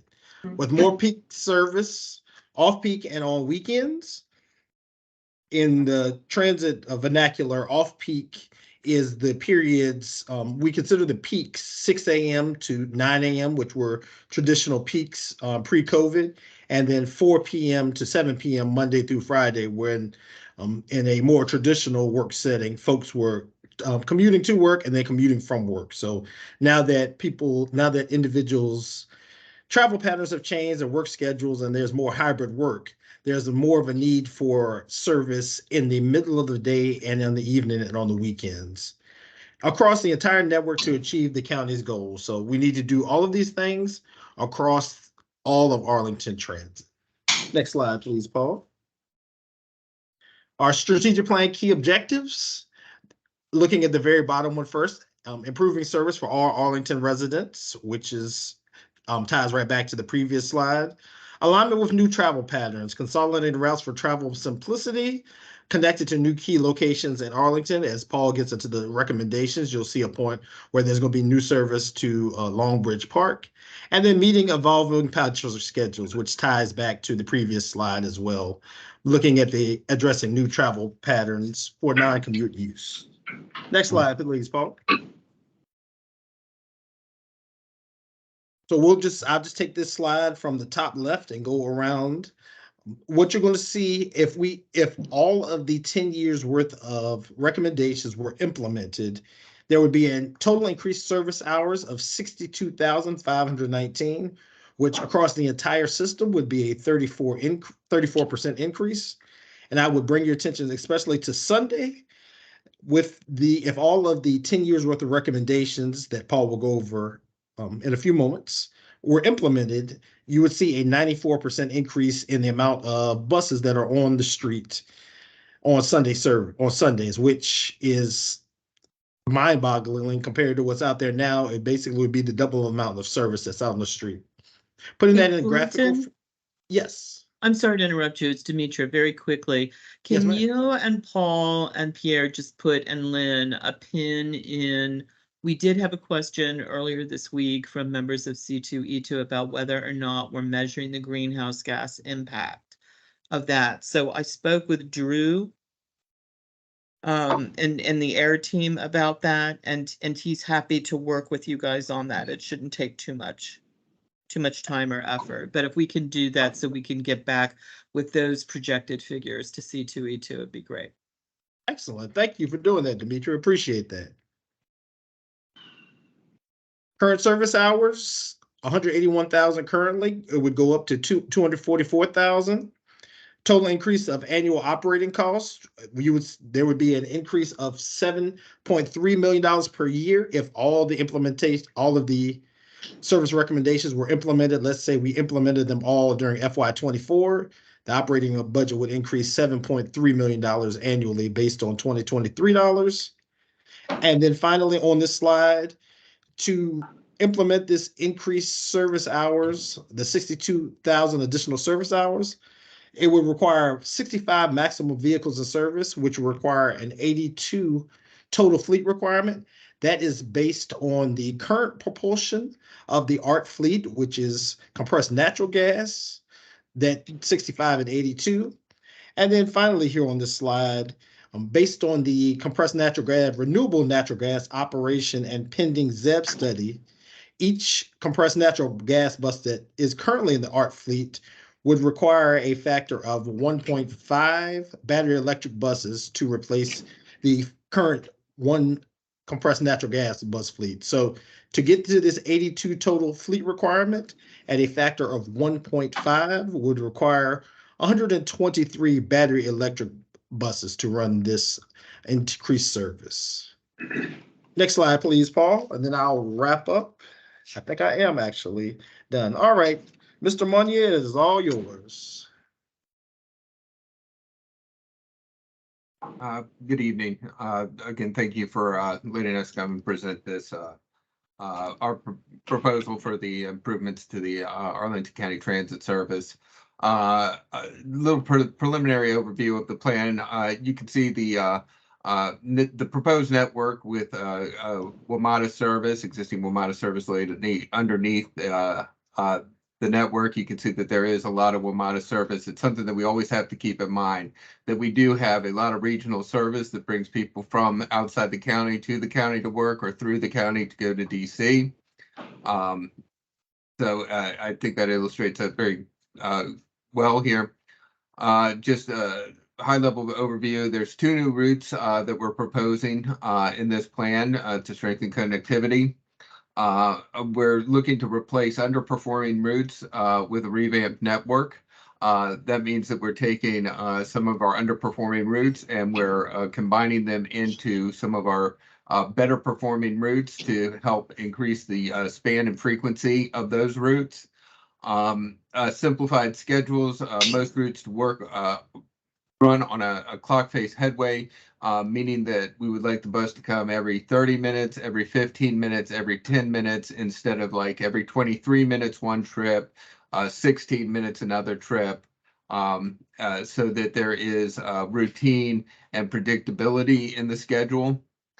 Extend the service hours to meet customer requests for art service, particularly what we heard mostly is evening and midday service, along with weekend service. So all those, instead of the traditional peak period service to get commuters to work, looking at those off-peak hours.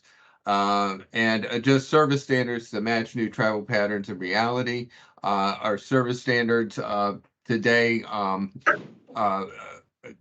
were created back in 2016 with the change caused by the pandemic. There has been changes in people's travel patterns, and we want to match our service to what people and how people will use the service today and in the future. Some anticipated outcomes, improve service to key destinations. We're making connections from the north part of the county to Crystal City that was identified as a gap in service.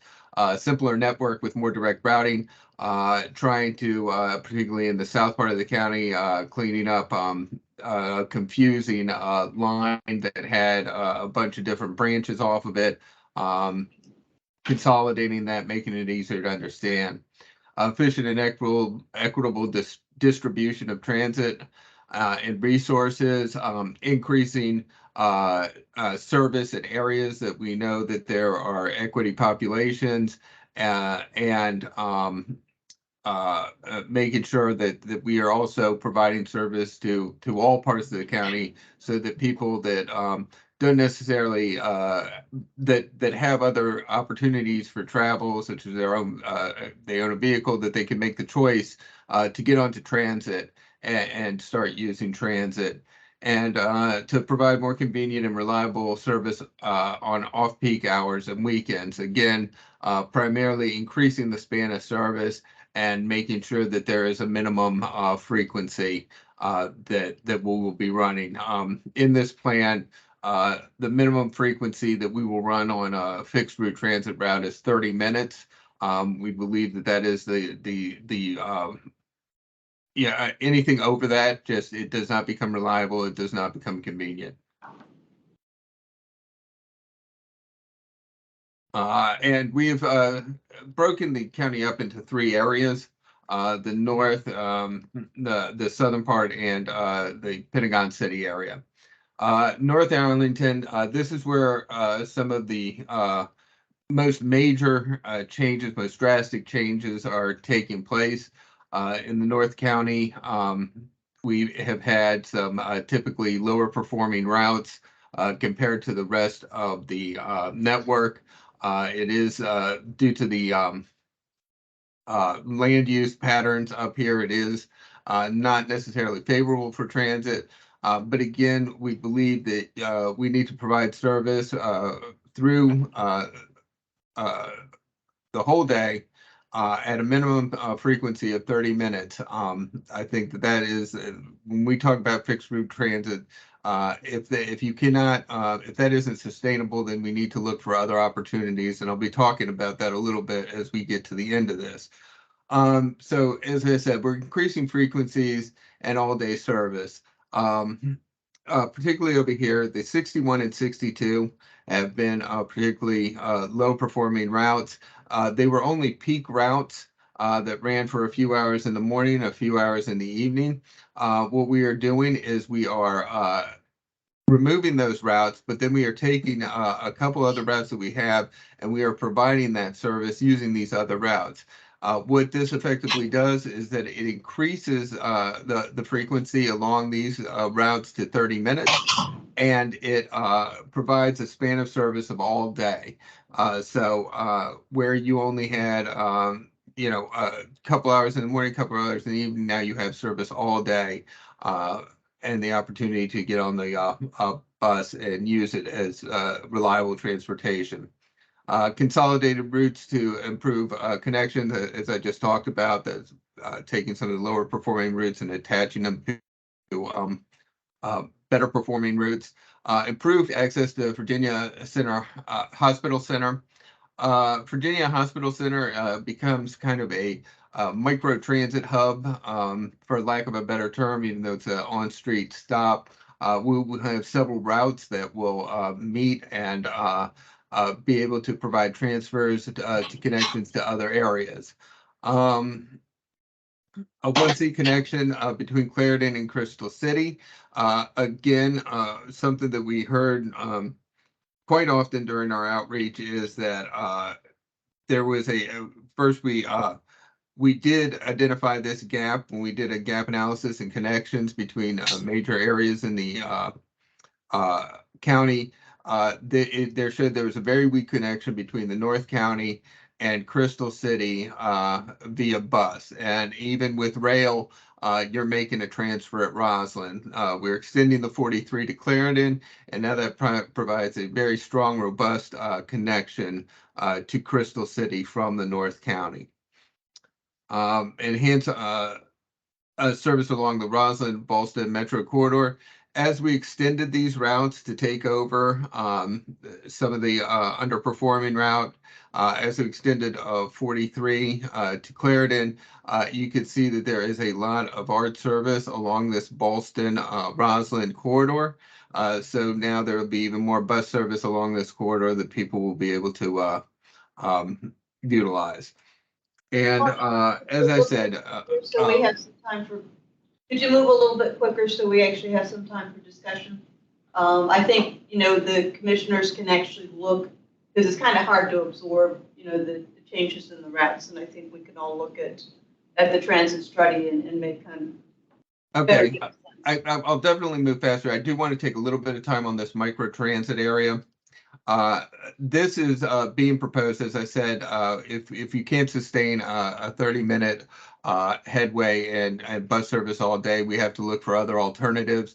What we're proposing here is a pilot for micro transit or on-demand transit. This would be more of a curb to high frequency transit node. So we may, the details of this have not been worked out yet. We've been looking with our partners at what they're doing, such as in Prince William County and other places around the country, where you would be able to either call in, maybe have an app, have a vehicle come to your house or very close to your house in your neighborhood and take you to maybe East Falls Church, Virginia Hospital Center, potentially Ballston, and potentially along Langston Boulevard at a stop where there's a lot of services that come together. All right, so Columbia Pike enhancements, I'll go through this very briefly. Essentially, this is a pretty mature part of our service. It's a very productive part of our service. We are increasing frequencies along Columbia Pike to leverage the premium transit network. We're taking the 74, making that an all-day service and connecting to Crystal City and Longbridge Aquatic Center. So that gives people the opportunity to get to Pentagon City or Crystal City or come from the Pike and connect to the Longbridge Aquatic Center. Arlington Transit Station, essentially this is our one major transit station in the county that isn't associated with a rail station. We meet with our partners here, Metro and Dash. We want to leverage those connections. We're proposing an express route during the AM peak. The 84 will be the only route that remains a peak period route in this plan, but would provide that express service during the peak periods to Pentagon City. Route 85, a new route that will connect to Potomac Yards. We feel that this is a very important connection. There are other services that Metro provides, but we think this is an important connection. And this is also replacing a gap that will be left by Metro in their Better Bus Design network. They remove service in these neighborhoods, so we're replacing it with the 85. Pentagon City and Crystal City support job growth and transit propensity. Obviously, there's a lot of growth going on in Pentagon City, Crystal City. As I mentioned, we do provide service here, but a lot of this service is regional service. There's a lot of Metro bus service that goes to the Pentagon. Our regional partners also provide service into this area, Loudoun County, Prince William County, our PRTC, and Fairfax County, all providing service into this. I do want to mention we are not proposing to serve the airport directly by going into the airport. There's a lot of operational issues. I'm sure if you've been to the airport and you've tried to drive through, at some times you can get through in 10 minutes, drop someone off, get through in 10 minutes. Other times it can take you an hour and a half to get through the airport. Very difficult to plan for that. It's not only seasonally, but it's daily. And also the primary people that want to use this would be people that want to fly, which is not a regular demand for that. It depends on when people want to fly again, usually during holidays and things like that. Though we will have a bridge that connects from right here at Crystal City, where a lot of our services come to, that you can get to Crystal City, get off, and walk right across to the airport. So that is it, and I will turn it back over to Clinton.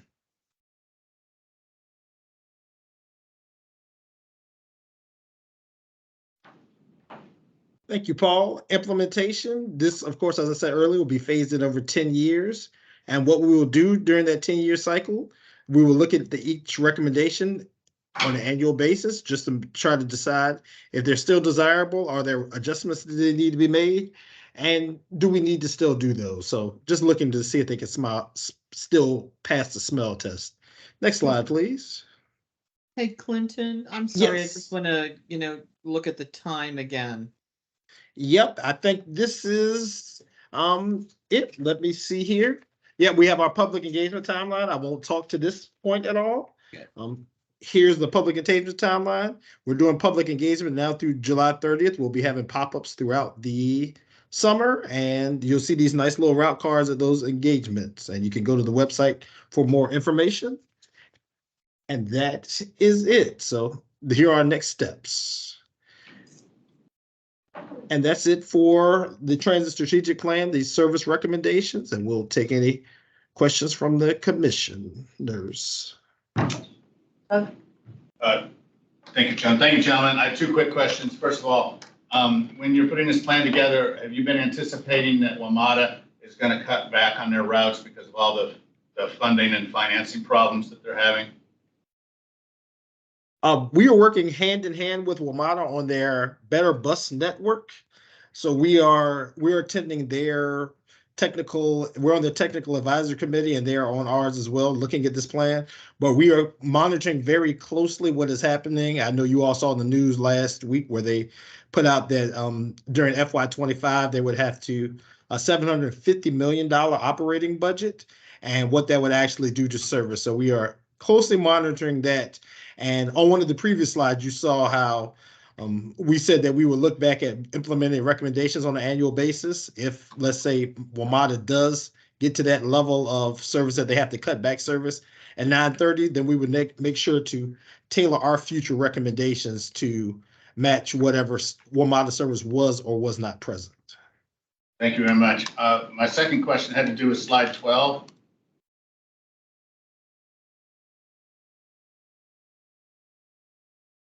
Yes, sir. So in the lower left-hand corner, the conclusion is that 1.5 battery electric buses would be required for each existing fossil gas bus. I'm sure that y'all did a very careful and detailed analysis that led you to that conclusion. Would y'all be willing to share that careful and detailed analysis with us? I'll answer this first part of that, and then I'll turn it over to Pierre Holloman for anything else. It is still the pending ZEB study. That's where we are right now. So the study hasn't been finalized. Pierre can provide more details as to the actual study. So yeah, just quickly, the zero emission bus study that's ongoing did do route modeling analysis based on existing route structures, and based on the modeling, it resulted in about 1.59 BEB to 1 CNG bus ratio. And that's just based on route modeling that the consultant did for us. Well, I'm sure there are a lot of assumptions that went into that modeling. And I think there's a lot of us, at least and me anyway, would be really interested to see what kind of assumptions were made as part of that modeling analysis. Yeah, I think that will be in the when the final study is released. All that information is in there. Joan, can I say something? We've actually been around this before. And we pointed out that 1.5 assumption is based on outdated technology that the county will not purchase because nobody's purchasing that technology anymore. It's on an undersized battery pack for buses that aren't even on market nowadays.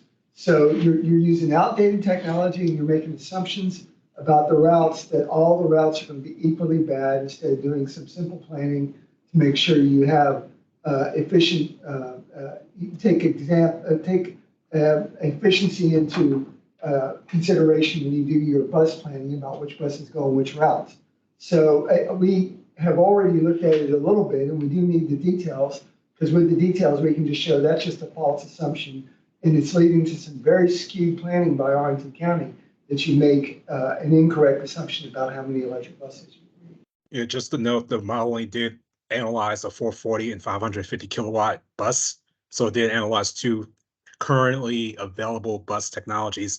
700 and up, there's one manufacturer that's producing that right today, but it's not readily available. So they took the information that was readily available at the time, which was several months ago, yeah, even last year, and they used that for the route modeling. Well, when you had the same ratio without those assumptions before, so are you just backing the calculations to get to the same ratio? So anyway, we do want the details. So, Doug is asking for the right thing because we're highly skeptical of this. Jonathan? Yeah, on that same slide, quick question, the 7.31 million, that's cost. I don't know, and maybe I missed it, what proportion, I don't know, 10%, 40%, 60% of the cost is offset by the fares because obviously if you are running that many more hours, then you're going to be increasing the number of fares and revenue coming in. So how much more do you anticipate this will cost minus the additional revenue as opposed to just the extra cost? Maybe it's 7.31 million. That's one thing. Another point I'd like to make is I appreciated the clearly the heavy correction on some very underserved parts of the county. It should be kind of embarrassing whoever did the previous mapping that grossly underserved the areas of the county that appear to need it more than wealthier areas of the county, which are much more likely to have more vehicles at their disposal, not need public transit as much. And so that was a point. Last question, again, on slide 5, I'm sorry, slide 12, you say CNG, RNG. Are we actually purchasing renewable natural gas? I mean, are we actually purchasing renewable natural gas right now for these vehicles? And if not, is that definitively in the plan? Because my understanding is RNG is it's not easy to come by. It's not like there's this massive production pipeline going on out there. Anyway, that's it. Thanks. So if I could just jump in and just answer the RNG question, we are not purchasing it right now, but we plan to. We've been talking with Clean Energy, which is a national company that provides RNG to transit agencies around the country. They have access to a number of different places that can provide RNG into the CNG pipeline that makes the CNG cleaner. So we anticipate using RNG with the purchase of the next set of CNG buses we get. And as we move to transition the fleet, we want to make it cleaner by using RNG. So it's something that we've planned for the future to help move us into transitioning the fleet. And then on your 2 questions about first, the fair revenue offset, we're getting ready to work on the operating funding plan this summertime. So we would be able to do our ridership projections. And then once we can project the ridership, we'd be able to then project the fair revenue that would help offset that additional $7.3 million. And then thank you for your comment regarding just providing additional service to those areas of the county that have needed it in the past. But that's the part of this plan, is identifying those needs and making improvements where we can. Yes, yeah. Just a question on service. So all these projections are supply-based increases in service hours and changes and so forth. And I'm wondering, is there a correlation to those who are served? Is there a projection? I mean, there's a lot of investment. There are big changes here. Is there a direct correlation to all the people, the residents of the county who will be served by? Do you mean, how do we know there's demand for all of this? Is that? Kind of, yes. If I can just ask a clarifying question, are you talking about the overall coverage of the network itself, or are you talking about specific groups of people that are being served by the increases? Yeah, in total and the specific people. Like, we're going to talk about equity in public transportation. Are there any estimates of how many people, low-income people in our community, could be served with all of these potential changes? Yes, we, as part of this, we are doing an equity analysis that is, it's coming more towards the end of this as we finalize the routes. This is currently still in draft, but we have done estimates on the number of people that are within a certain distance of the service. And so in short, yes. In short, yes, and that'll be forthcoming. Okay. Thank you. What are you doing or thinking about in terms of actually making transit more attractive to people that aren't riding? Because there's, if you're looking at what people are doing now and trying to make it, make it more efficient and more convenient, but there's a lot of people that don't find it convenient, so they just don't ride it. So frequency is and actually destination of where you're going to, because most of my destinations don't fit within the routes that I have accessible. Right, we're making a concerted effort to reach populations that don't ride the bus currently.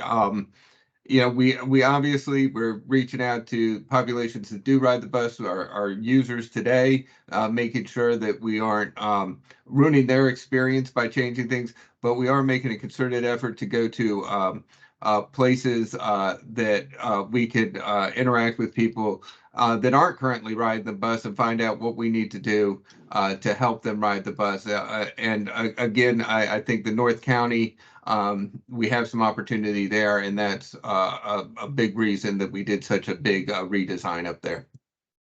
And I'll just add to what Paul said. The plan is actually that mechanism to encourage folks to ride. As you can see on this slide, just all of the increased amount of service, almost doubling the amount of service, and also looking for transit champions like yourselves to encourage folks to use public transportation and to continue to support Arlington's moniker of having a car-free diet. Well, and I think, the micro mobility has some prospects, especially, it sounded like it was like an individual vehicle person picks up one person versus a small vehicle servicing an area and going to wherever somebody needs transit and then delivering them. And then kind of, there's technology there around, I assume, that makes a way to facilitate that type of service. Are you looking fully into that, or again, it doesn't sound like you have it too developed, but something like that is a way of starting to kind of fill some of the gaps where you don't have ridership enough to fill a full bus. Right, and the only thing I want to say about that is, yes, they would be smaller vehicles, but we'd also be looking to have people share rides. So think of an Uber pool where you would have people along a trip. So you may have multiple people. And when we're saying smaller vehicles, these may be like minivans or a smaller bus, but we would still encourage shared rides. Yeah, okay. Because that might be more something to make it much more flexible.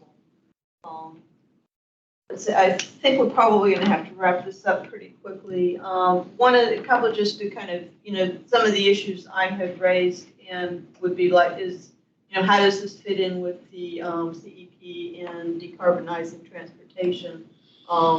Obviously, and that's where some of the what is the greenhouse gas emissions of the current bus system? What is it per rider mile or whatever the equivalent is? Because frankly, this evening I took the ART bus 55 down to get here, and I was the only person on the bus.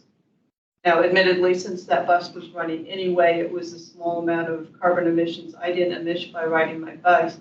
But if the bus didn't exist, if the bus wasn't there, my carbon emissions probably would be lower than the total carbon emissions of those buses. So, starting to think about that, and that's why actually I think we're pretty insistent that the buses need to go to zero emissions, and they need to go to zero emissions as quickly as possible, because at least if there's only a few riders, it's zero emissions, and that's a start. Although the broader goal is to actually have a transit strategy, and I'm not quite sure this is quite there yet, that really makes it convenient for people to get out of their cars and get to where they want to go. And at least a good fraction of them, of people that are now still reliant on their own cars.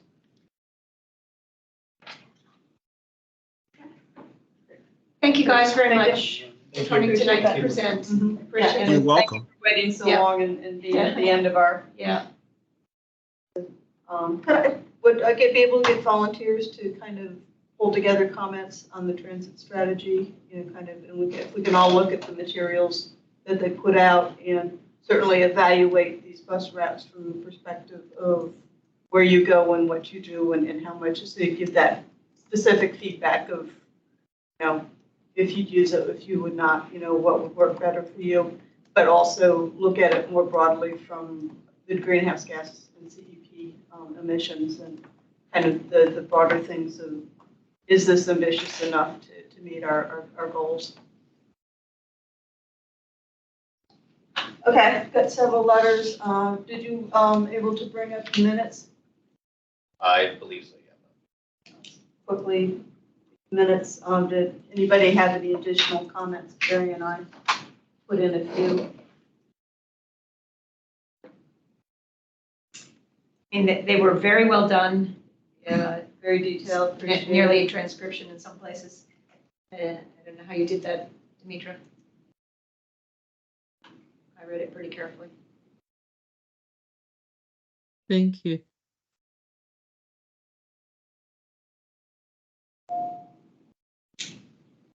I do have the, I mean, my comments are not here. I think I did, I know I received something from Joan, and I think I received something from you as well I had a during the few meeting. Yeah. language changes that just clarified some of the discussion of some of the points. I think one with relation to how Cindy actually developed her relationship with the building decarbonization coalition. And then the other one was clarifying something Doug had said. Demetra, I'm going to send it to you. Did you get the Google Doc with suggest mode changes, Demetra? I received something I saw during the meeting. Is that what you're referring to? Well, I didn't send it. Okay. See if I can figure out how to do it. I know that Joan, Carrie, and I all submitted comments on that one thing about the building decarbonization. So Demetra, I'm sure you have that in Joan's comments. Okay, great. Thank you, Cindy. But yeah, they will be a great reference and took a lot of work. Yeah, these are, and I apologize that they're long, but they were given the discussion items in that meeting. I thought that you would want something more detailed for reference in the record. Are we comfortable enough with them? And the changes were just a little bit of clarifying changes.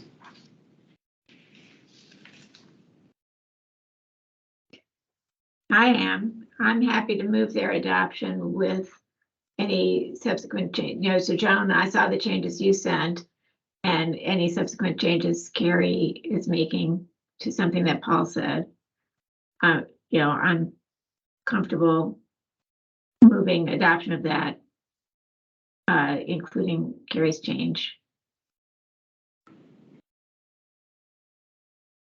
Second? I second. Okay, yeah. All in favor? Aye. Any opposed? Okay, so with the changes that were provided, we will approve those.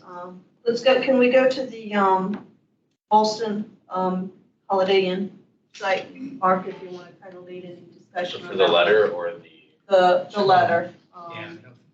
We don't need to go through the checklist, I don't think, unless somebody had questions about this Let me one. make sure, yeah, okay, good. I made 2 corrections here. I had, because we had changed the checklist number, so I made sure the letter had the number, which is 60. Target. Okay, paragraph. And there's one other change in because this is all pretty much the same stuff we've seen. In the stormwater one. Go back a little more. We recommend that the applicant work with experts in the county stormwater program to prepare different verbs that didn't make sense there. Are you you're in is this a Word version? Unfortunately, I made my comments in Google version. I think this is. Did you have This is your what were version. you, yeah. Yeah, this was from, I downloaded the links that you sent at the top. Oh, this one is the one I got from. You're not on the Jones. Google Doc. Yeah. So this is probably Jones.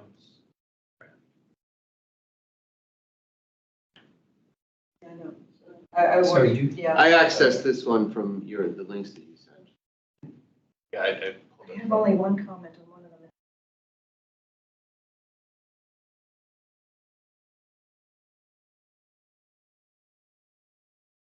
Comment? Yes. Good, thank you.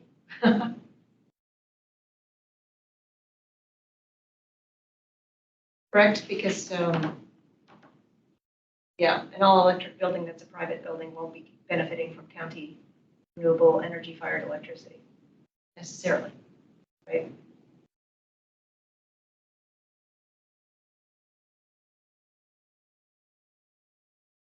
What is the actual language? The goals.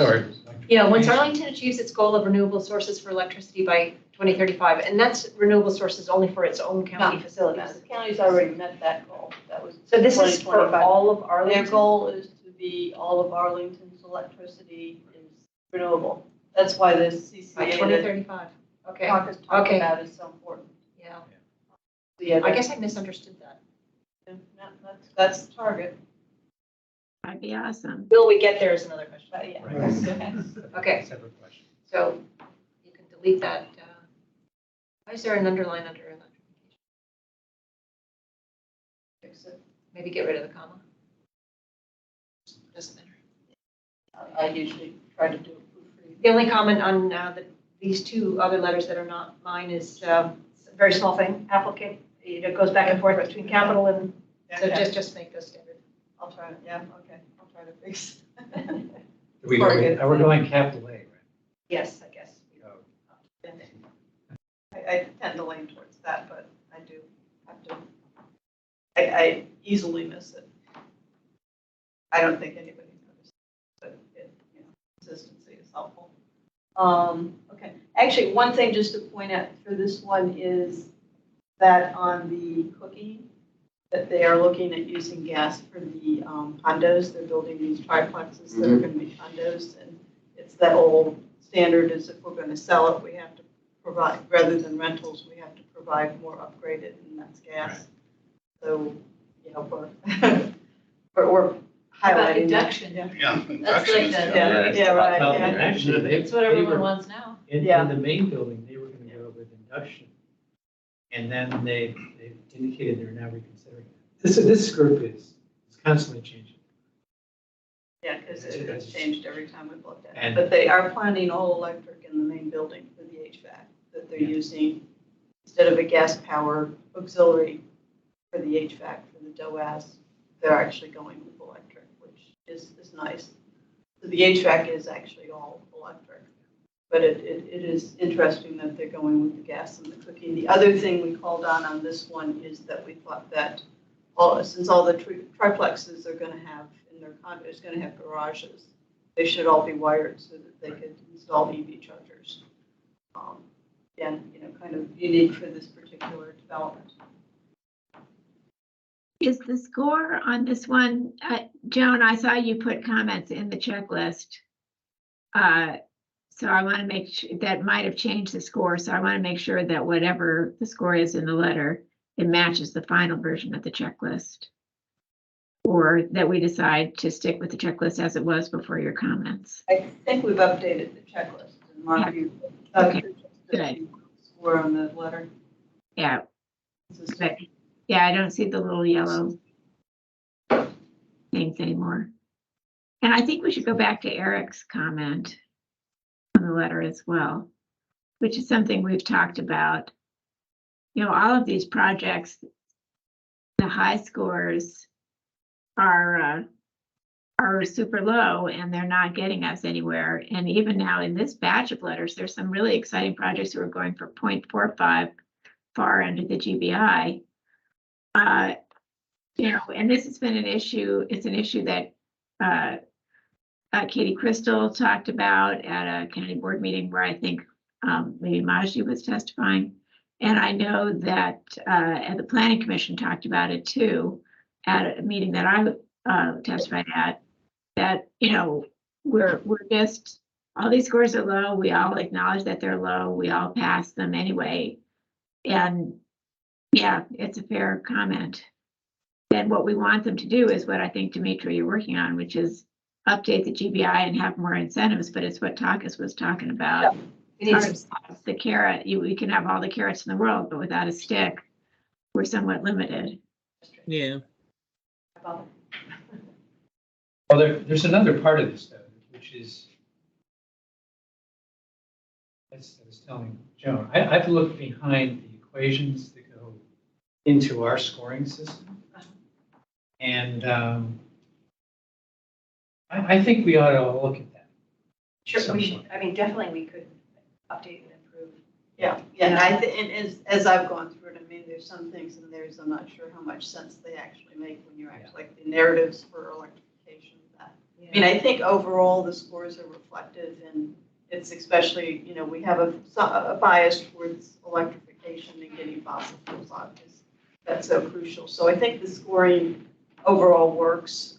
I think it's kind of quirky in terms of some of the categories in there, and then we get things of, okay, it's above meets, but it's not exceed, the category for the exceeds, so you kind of got, There are a number of issues. That's why Yeah. earlier I proposed we had a working group, but I don't know that we can do I that. think at this point, we wait till the GBI is, we Yeah. have to do it together, and I think two is, in some things like stormwater, it's hard to understand, so we've just kind of not paid attention to That's it. right. Mark's much better at paying attention to that, so if we have ways of how we can evaluate some of those criteria. And there's other things like dark skies and bird-friendly gas, there's actually some good international standards that. Right, different standards for some of them, and also some of them are a little bit subjective, like biophilia, how much Yeah. is. Correct. Yeah, and again, I do know that Parks and Recreation Commission is actually looking at creating this checklist similar to ours. So, Interesting. flattery, On biophilia, I think they. So we can work with them Well, on we can that. define biophilia. Well, I think it was a check about whether or not. Native plants versus. Yeah. It was whether or not they had a discussion of it. Yeah. I think that was like just a binary thing, kind of a yes or no. Yeah, I and I think maybe the way it was it worded. gets to percentage of native plant, or percentage of plants in green spaces, or something, something a little bit more quantifiable. Yeah.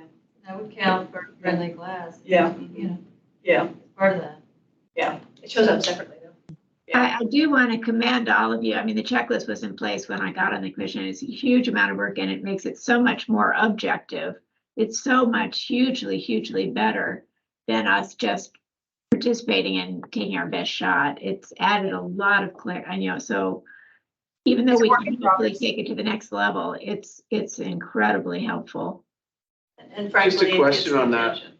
Since I'm not familiar with the actual metrics, I haven't gotten there yet, but was that developed with outside expertise, or was that all internal? That was all internal. Maybe we could invite some of our friends at the Building Decarbonization Coalition to help work with us on that. I think they'd be happy to do it. Absolutely. It does require a little bit of knowledge about Arlington's green building incentive policy, I think, which makes it a little tricky. But that's not a bad idea. Yeah, no, I think so. And again, we're in this stage that we're going to go to a green building incentive policy, and there may be ways, we work with that first, and then anything that doesn't meet because again, whatever going to get passed will be a compromise, and we're probably not going to be entirely happy with it. So this is our way of saying, this is the way it really should be done. Demetra, what is the soonest possible, do you think, that the next version of the GBI could be approved? 6 months? Well, we're looking, hopefully by the end of the year. I mean, it really depends on, I got to be honest with you, we kind of went really bold inside air with this. Well, so I have a funny feeling that there's going to be an intense level of scrutiny internally, and we do have to work with the CAO. But the other thing too, and this isn't for tonight's discussion, but maybe around when you talk about the legislative, I don't expect the state, the Commonwealth to adopt really dramatically different building measures for the entire Commonwealth. But maybe if they would just allow local jurisdictions to create their own standards based on human health and safety and include climate change in that. It requires a delegation. Yeah. And that way, it would be great if they would just in that regard, because I know that places like Hampton Mews and all that have very distinct changes to their building code that are based on flood mitigation, et cetera. So maybe something along those lines, just to be able to give us at least some ability to operate and adopt, a different code, because they're just years behind, We'll be in the building discussing our code. legislative agenda next month. Yeah. So let's finish our next 2 Yeah. years. Well, can we approve this one? Oh, I yeah. think that would be great, but I don't see Governor Youngkin signing anything like that, so. Yeah. That's your point. Do we have a second? Second. All in favor? Aye. Any opposed? Okay. Let's go on, the Wakefield Manor. And Stephen, you want to raise any points on that one? Sorry, Joan, it looks like I don't have access to update the letters in Google, but I can Okay, in I'll Word, look at so the changes and. I can document. Okay, okay, thank you.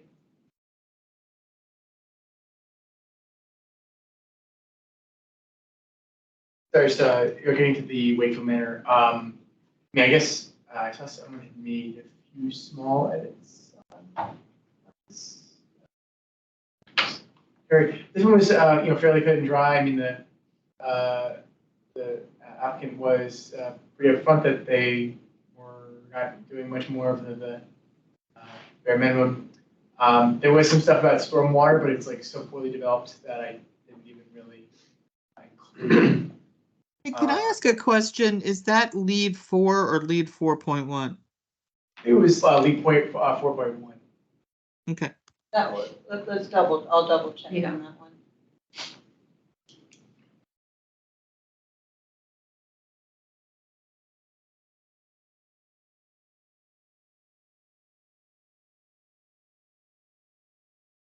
Okay.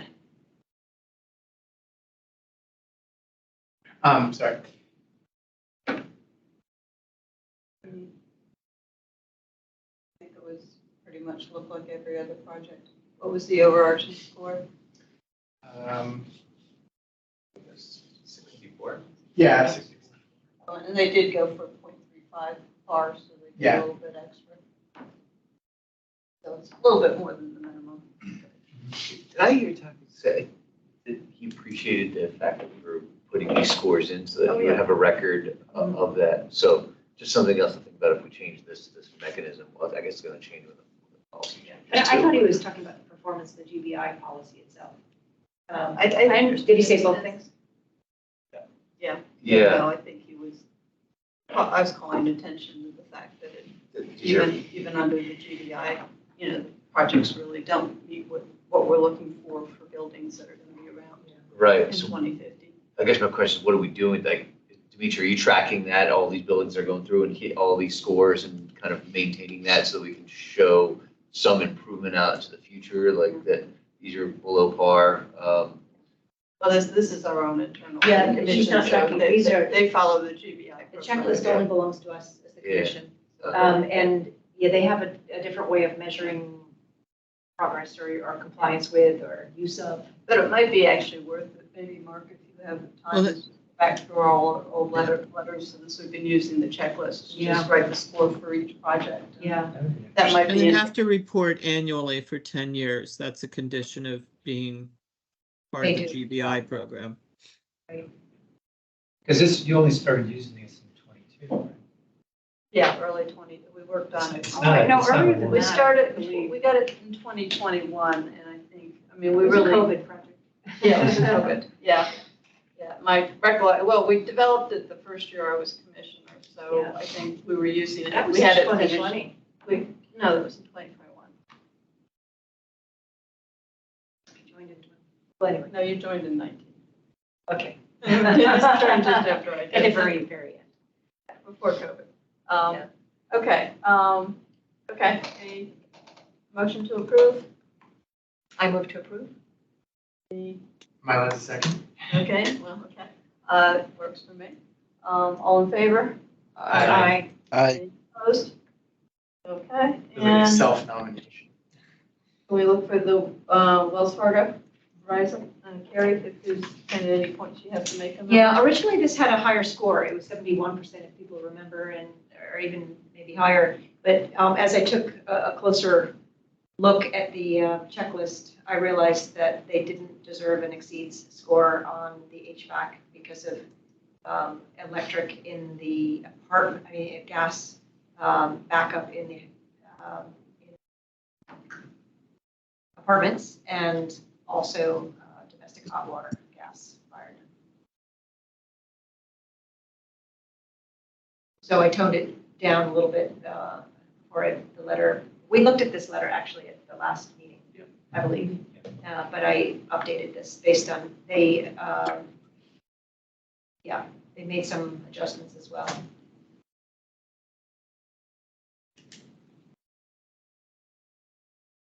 Would say that many of these projects are now at least coming along and identifying that they do have a pathway to being all electric. Let's look at, this one is at 0.45 far, and that's Yeah. the middle, correct? Is that the middle level? It's the No, third one well, up? it's the third one up. So it's a Correct, little so higher, that is one exception. Do we kind of? And they are proposing to accomplish 4 extras that, require a higher lead standard. Yeah. What were the extras? That they My brain is really kind of tired right now, I'm not sure I'm gonna remember, but I do reference it all in the letter. Okay. Yeah.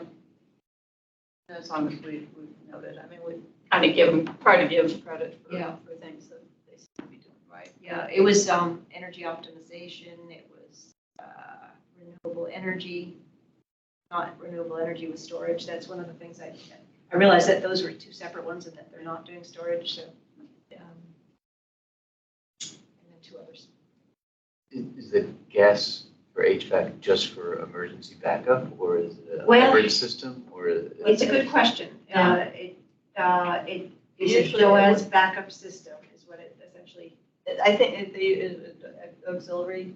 Auxiliary, but I think it so- kicks into action, more than just on an emergency basis. But I'm When not an temperatures expert on get it. to When a it gets certain super level. cold or. Yeah. Correct. Yeah. So, when the temperature Yeah. dips below a certain level. And, We can scroll that.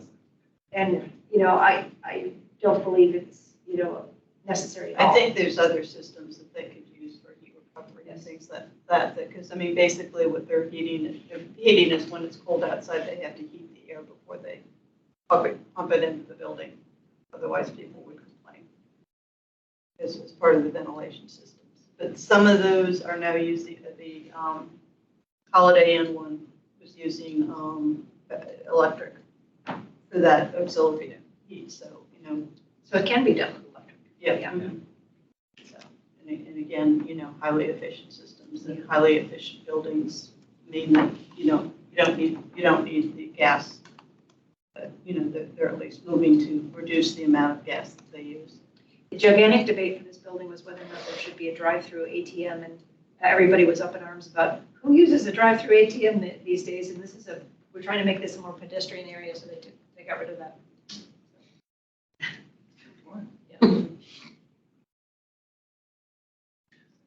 Any other questions?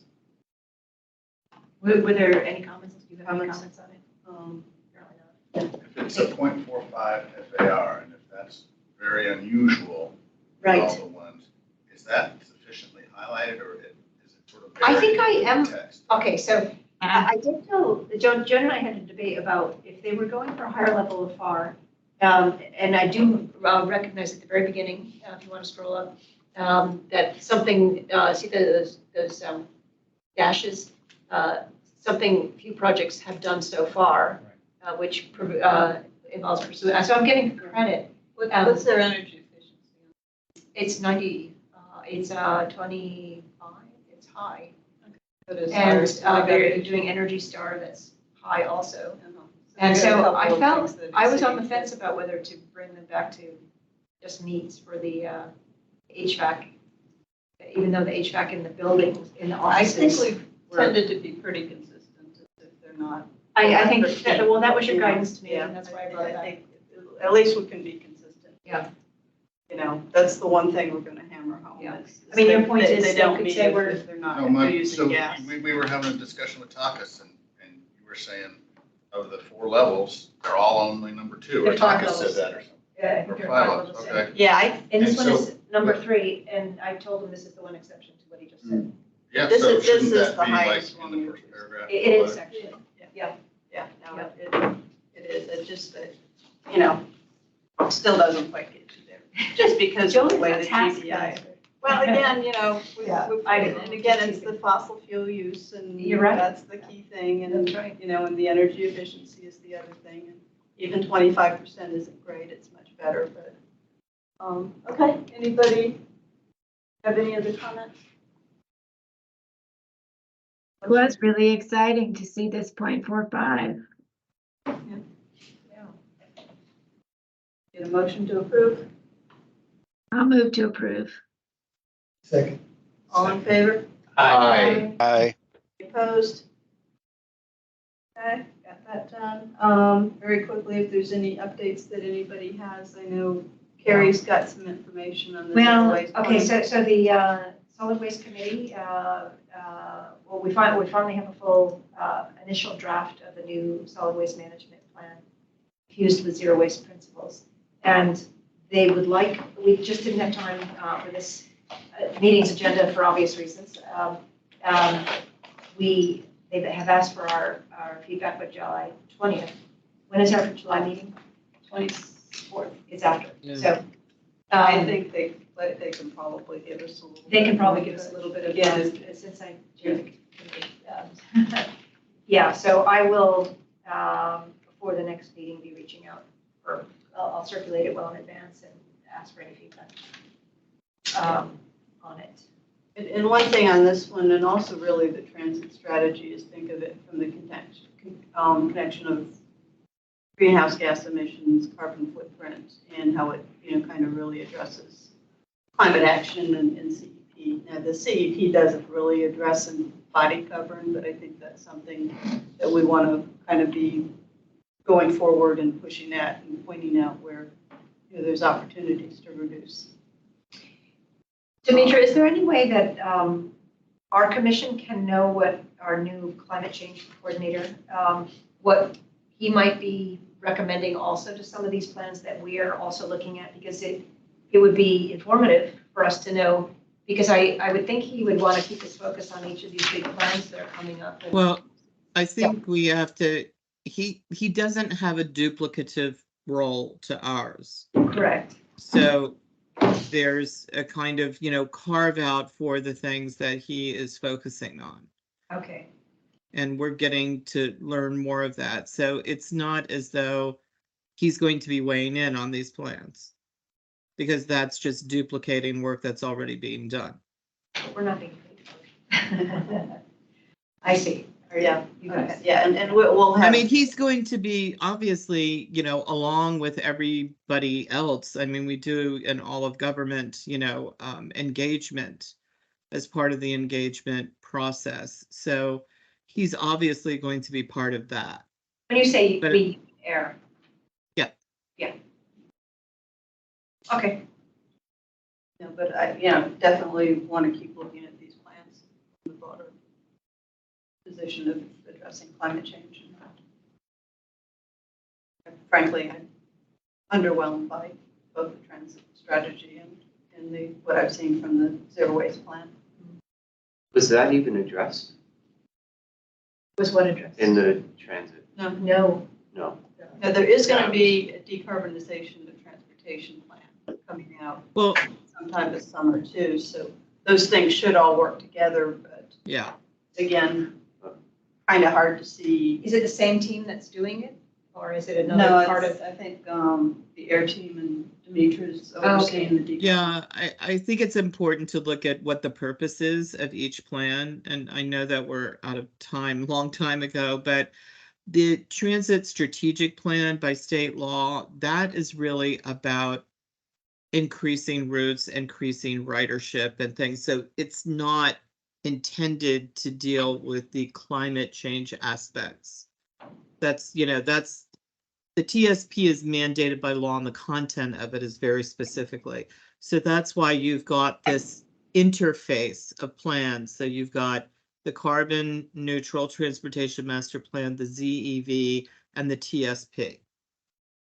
So that's going to ridership, efficiency, increasing multi-mobility, and then you've got the climate aspect that's coming through other venues, and they're interfacing with each other.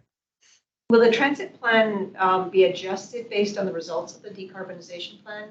It might cause decisions to think certain routes are excessively carbon emitting.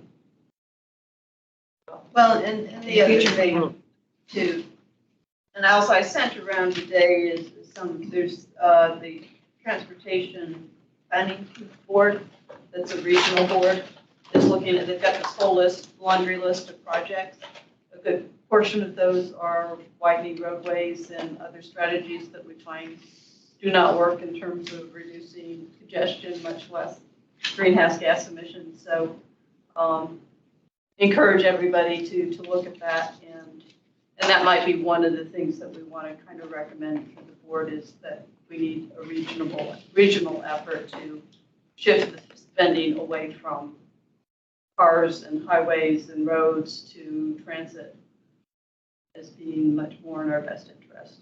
Because that's going to be way better than switching every vehicle to electric. Right, yeah. Well, Transit. Yeah. Get as many people on transit and then make all the vehicles, whatever they are. All the few remaining cars. Right, yeah. Yeah, widening roads is a good way to kill more pedestrians too. Yeah. Right, yeah. And increase traffic. Quite a note to end on. Well, Okay, thank you, everybody. Are they doing that now? Joan, do you have to lift?